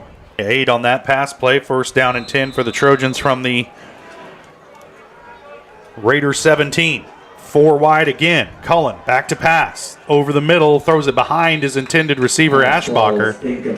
Clark. As Ashbacher was coming across the middle and just threw it right behind him. Ball's on the 17-yard line. 1st and 10. Ashbacher will head to the sidelines. Cullen runs the play into the huddle. Clock stopped with 35 seconds left to play here in the 4th quarter. Love in the backfield behind Cullen. They'll put Bowen in motion to the far side. 3 wide in this set. Moore is on the near side. Cullen back to pass over the middle. Has a man. The catch is made down to the 7-yard line as it's going to be close to a 1st down. That was Bowen on the reception. Pass complete to Bowen. Brought down by Murphy. Clock stopped to reset the chains. 1st and goal for the Trojans from the 7. Cullen just clocked it. And it stops the clock with 26 seconds left to play here in this 4th quarter. And Jess, we talked about how's this Trojan offense going to respond. And Cullen may be cramping up a little bit as he's got an irregular gait going on over there to the sidelines. But he's gutting this one out. All the Trojans are at this point. Yeah, I think this Trojan offense has responded how we wanted to see them. Yep. And, fans may be wondering, hey, where was this passing game earlier? Scott Moore on the end around, lowers the shoulder across the 5, hurdles a defender into the end zone. Touchdown, Trojans. So they break the ice here with 26 seconds left to play in the 4th quarter. And that was a pride drive right there, Jess. Yeah, the Trojans just wheeled their way down the field. It took them just under 6 minutes to get in there, but you was going to allude to it, Josh. I don't want to talk for you, but where was this passing game in this play? Also, you got to remember the Raiders are also playing a different type of defense here late in the game. They're just trying to eat clock and use the clock as the 12th man out there. And these a lot of these passing lanes that are open now weren't necessarily open in the first 3 quarters. And it's something that your casual fan and play-by-play guy may not understand. And now there's an official timeout. The Trojans were set up to go for 2.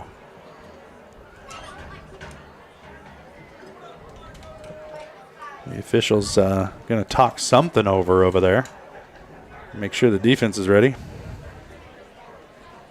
It's been a hard fought ball game. It's just And you know what, Jess? I mean, last year, Frontenac beat Girard 26-12, and that game never felt as close as this one has felt here tonight. Cullen in the pistol. Love in the backfield behind him. They got wide receivers stacked on the near side. They're going to throw it. The catch is made. The 2-point conversion good to Ashbacher. And the Trojans now trail it by 7, 15-8. 23 seconds remaining in the ballgame. Yeah, good-looking play. Just a little flood route to the corner. You only need 3 yards to get a 2-point conversions, and Ashbacher able to walk in there untouched. Well, that last drive, Jess, I know it's too little too late. It's not going to win the Trojans this ball game, although you're going to see an onside kick here. But that's definitely something to build on going into next week. Right, and you touched on it earlier, Josh, about Trojans played this style of football from the next 4 weeks through district play. Man, I haven't watched film on these other opponents. I'm just going Prairie historically. View's always tough, Yep. but, man, if the Trojans come out and play this physical brand of football and they run the ball like they did tonight. And take care of it. Yep. And I wouldn't bet against them in any of those games. No, they've looked really well. I know it's going But to you be. also shouldn't bet on high school football. Just not healthy. Yeah. Not healthy. If we do bet, it's shiny nickels. I didn't mean to derail your thought there. But, yeah, I agree. Let's see this onside kick. It's probably something you just practice at the end of a practice once or twice. Yeah, just for fun, right? Yep. Never going to do it until you do. Zeb Poland going to attempt the onside kick. The Trojans, it's going to come to the near side here, as you can see him in the sprinter position in the blocks.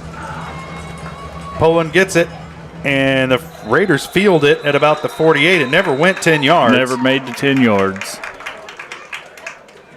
Needed one more good high bounce. Yep. So Frontenac can now run the clock out as they have it 1st and 10 at the Girard 49. If they can just kneel on it one time. Yep. And head out of here with a homecoming win, and the Raiders will improve to 4-0 in the season. The Trojans will fall to 2-2. But, man, nothing to hang your head about tonight if you're the Trojans. What a Not football a game. darn thing. Yep. Been a good football game.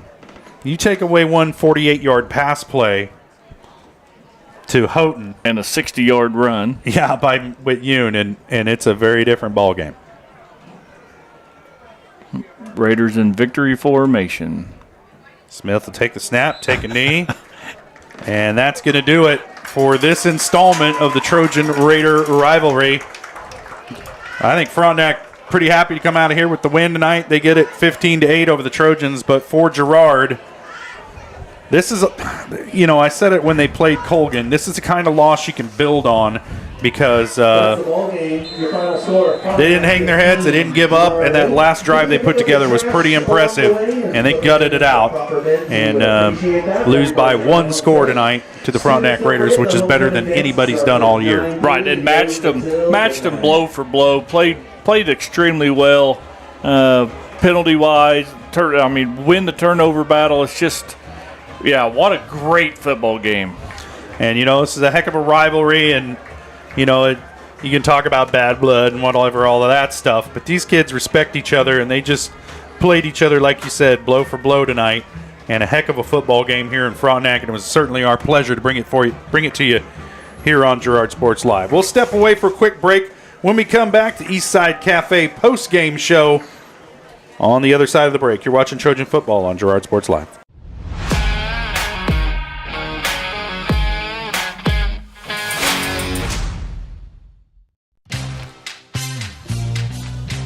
Tries to make something out of nothing. The Trojans all over him. It's going to be a big loss on the play. A Trojan sack means $1 short stacks at Eastside Cafe.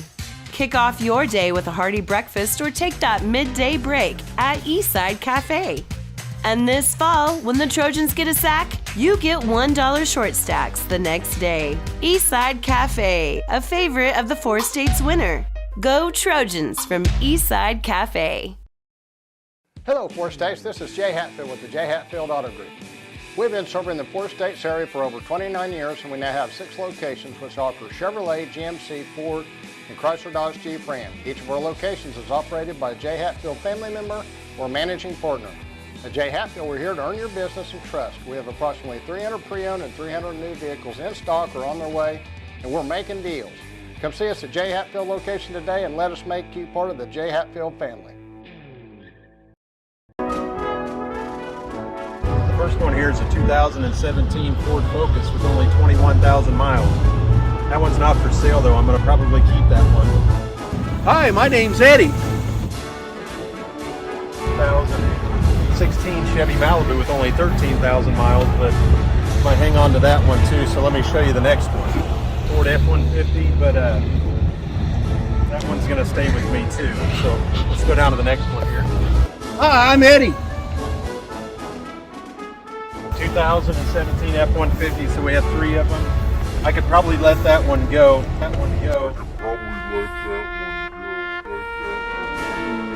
Hi, my name's Eddie. 2015 Ford Transit Cargo. I'm going to keep that one because I have to move here soon.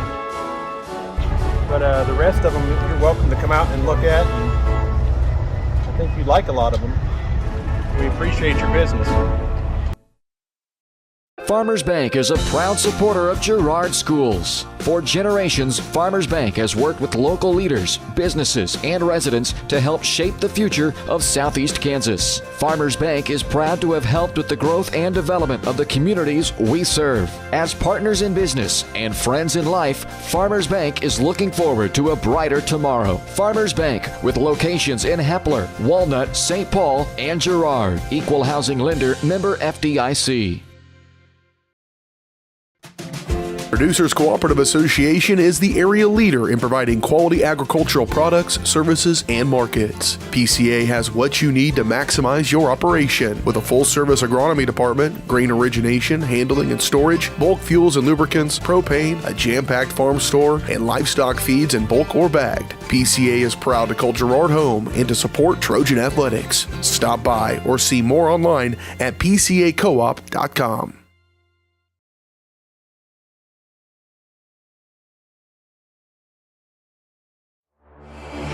This is your home for the Trojans. Girard Sports Live.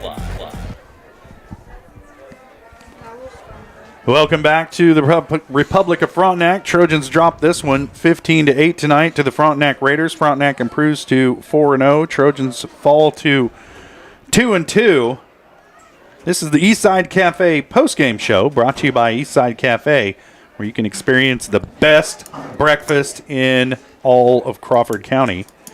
6 days a week at 120 South Ozark Street in Girard. Proud supporters of Trojan Athletics. And Jess, we didn't get a chance for that $1 sack short stack because Frontenac only threw the ball like twice all night, and one of them was intercepted, but there's no pancake deal for that. And Trojan defense did a pretty good job tonight against the Raiders, holding them to just 15 points, but Raider defense did an equally good job against the Trojans tonight, and we got to give our hit of the game, and I'm looking back, I think it's when Adrian Newton saved that touchdown and knocked Brogan Smith out of bounds at the 1 yard line. So that's brought to you by Bradshaw Collision Repair. If your car takes a hit like Smith just took from Newton, then take it to Bradshaw Collision Repair. Bob Bradshaw offers refinishing, paintless dent repair, glass replacement, and more. Let Bradshaw Collision Repair get you back in the game. Call 620-724-7300. And the Trojans, like we said, Jess, if they play this game every night through districts, they're going to run the table on a lot of those teams. And that's not to take anything away from their opponents, but I doubt there's a team as good as Frontenac coming up on Girard's schedule. And Trojans just need to bring this effort and this focus and this energy to every game here on out in their schedule, and they could be looking at postseason play. Yeah, I think the coaching staff's done a good job to get them prepared for this game, and if they can just keep this intensity up for the rest of the season, man, it's going to be a fun football team to watch coming down the stretch. But hats off to Coach Miller and this Frontenac squad. They played a heck of a game, and they come out on top tonight, 15-8. And do we want to do player of the game? I think maybe let's go ahead and do that. So. What you got, Jess? I'm going to give it to Scott Moore. Yeah. I just thought that he played an extremely good game. He took control of the game on that last possession and coming down the field defensively from that outside linebacker spot. Scored the Trojans' only touchdown. Yep. I just thought Scott Moore played one heck of a game tonight. Our player of the game brought to you by Evans Motors. Get the keys to your next ride with a stop at Evans Motors. Nate and Eddie have decades of experience getting folks into the right car, truck, van, or SUV that's right for them and their family. Stop by and see them at the intersection of highways 69 and 400 just south of Pittsburgh, or see their full selection online at evansmotors.net. We'll take a quick break and we'll be back with more of the Eastside Cafe post-game show. Trojans come up just short tonight against the Frontenac Raiders, but a good game to hang in there that close. And we'll see if Coach Philpott's going to make it up here to the press box or not. He needs that morning sun guy to leave him alone and let him get up here. We'll see if that happens. On the other side of the break, you're watching Trojan football and the Eastside Cafe postgame show on Girard Sports Live.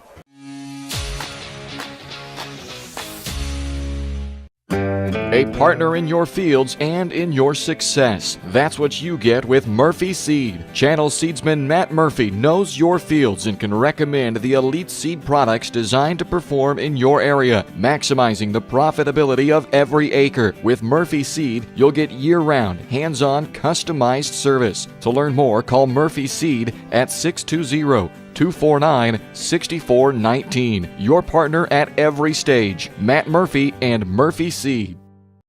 Hello, Four States. This is Jay Hatfield with Jay Hatfield Motorsports. We've been serving the Four States area with motorcycles, ATVs, and side-by-sides, plus offering you parts and service since 2005. We have 2 convenient locations, Pittsburgh and Joplin, selling quality brands such as Polaris, Kawasaki, Yamaha, Can-Am, and Suzuki. Jay Hatfield has a huge inventory available for immediate delivery. We offer financing options and an extensive selection of accessories. Most important, we're making deals. Come in and get your fun started today at Jay Hatfield Motorsports in Pittsburgh or Joplin. Unbelievable amount of devastation. I've never seen anything like it. We had a beautiful barn that was gone in 20 minutes. Farm Bureau stepped up right away and said, hey, we got you and we'll be there for you. We were taken care of.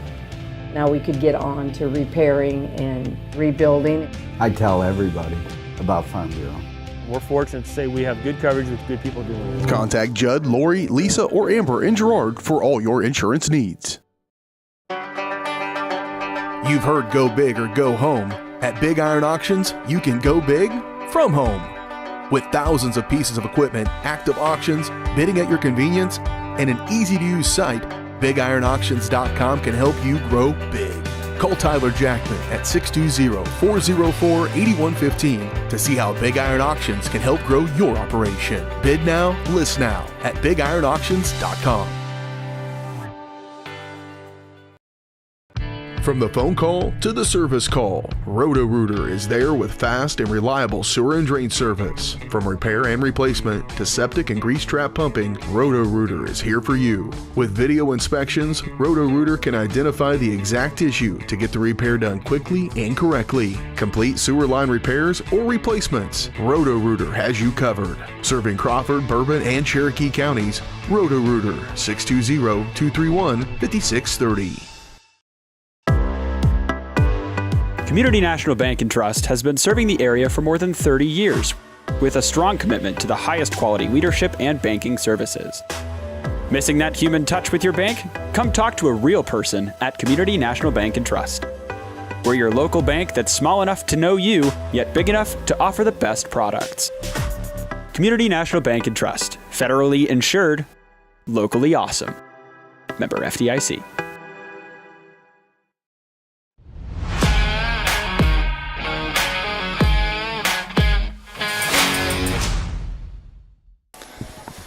Welcome back to the Republic of Frontenac. Trojans fall tonight 15-8 to the Frontenac Raiders. Right now we're joined by head coach Neil Philpott. And coach, you never like to lose a game, but man, you gave these guys a heck of a run tonight.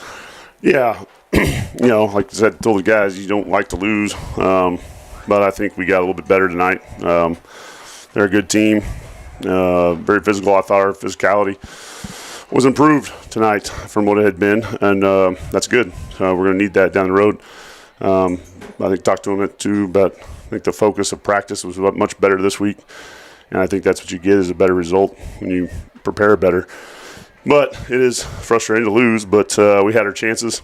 That was part of it. Our communication still got to get better, from me to the players to each other.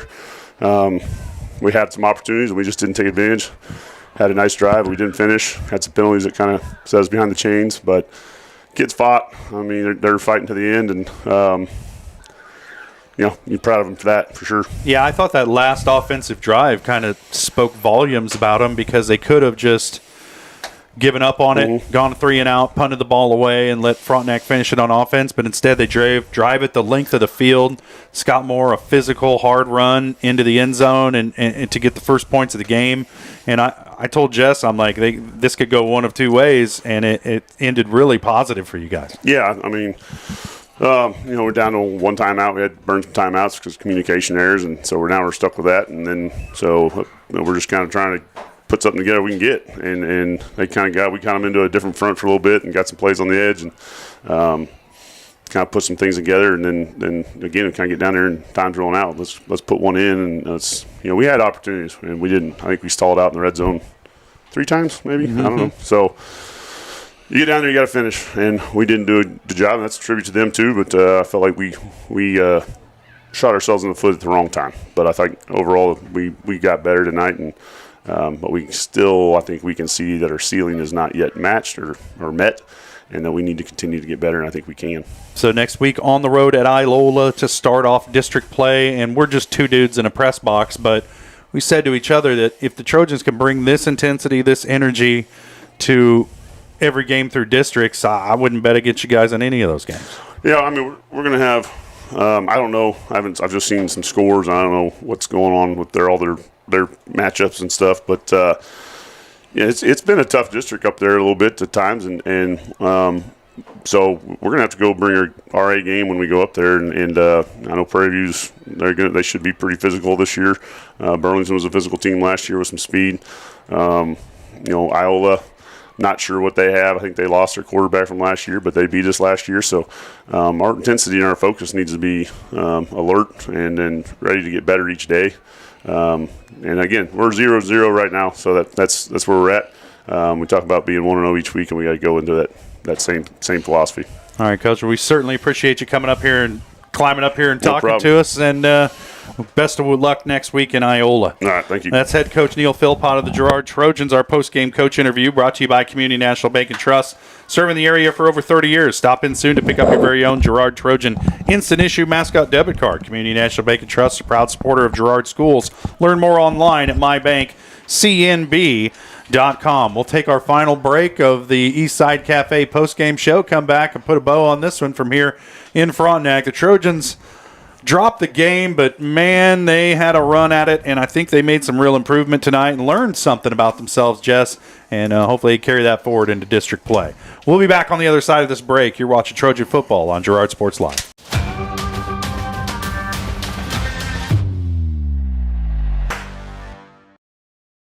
When it comes to your health care, you have a choice. Choose to stay local. Choose Girard Medical Center. For over 100 years, Girard Medical Center has been a part of the community, and they work every day to meet the healthcare needs of those they serve. With 6 locations in southeast Kansas and an ever-expanding list of inpatient and outpatient services, you just don't have to travel anymore to get quality cutting-edge care, including many services you won't find elsewhere. Proud to serve Girard and the surrounding area. Learn more at girardmedicalcenter.com. Call's service is outstanding in their field, especially for those that are stuck, outstanding in their field. Call's carries a wide selection of farm, industrial, and heavy-duty tires, all from the best brands in the business. And they've got farm service trucks ready to go. Plus, Call's continues to be the place folks go for car and truck tires, repairs, oil changes, and so much more. If you're in the market for new tires in southeast Kansas, make the right call to Call's Service, 620-724-4121. See more at callservicellc.com. More than just your neighborhood pharmacy, Mathis Drug is your hometown partner in health. With pharmacist Bria Scheibe and an experienced, highly trained staff, Mathis Drug is ready to serve you. And now, Mathis Drug offers comprehensive compounding, which is one of the few pharmacies in southeast Kansas with this convenient on-site service. From medications to expert advice, call 620-261-9779. Mathis Drug Store, where community and care come together.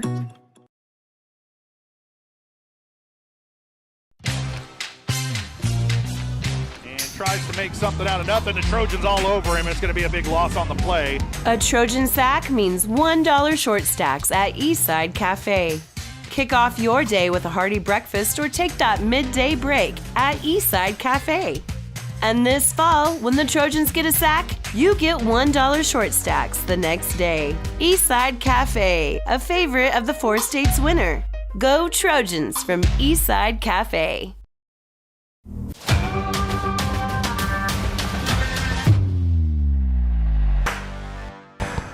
Jess, I just described you and I as the talent. That's right. We're in trouble, dude.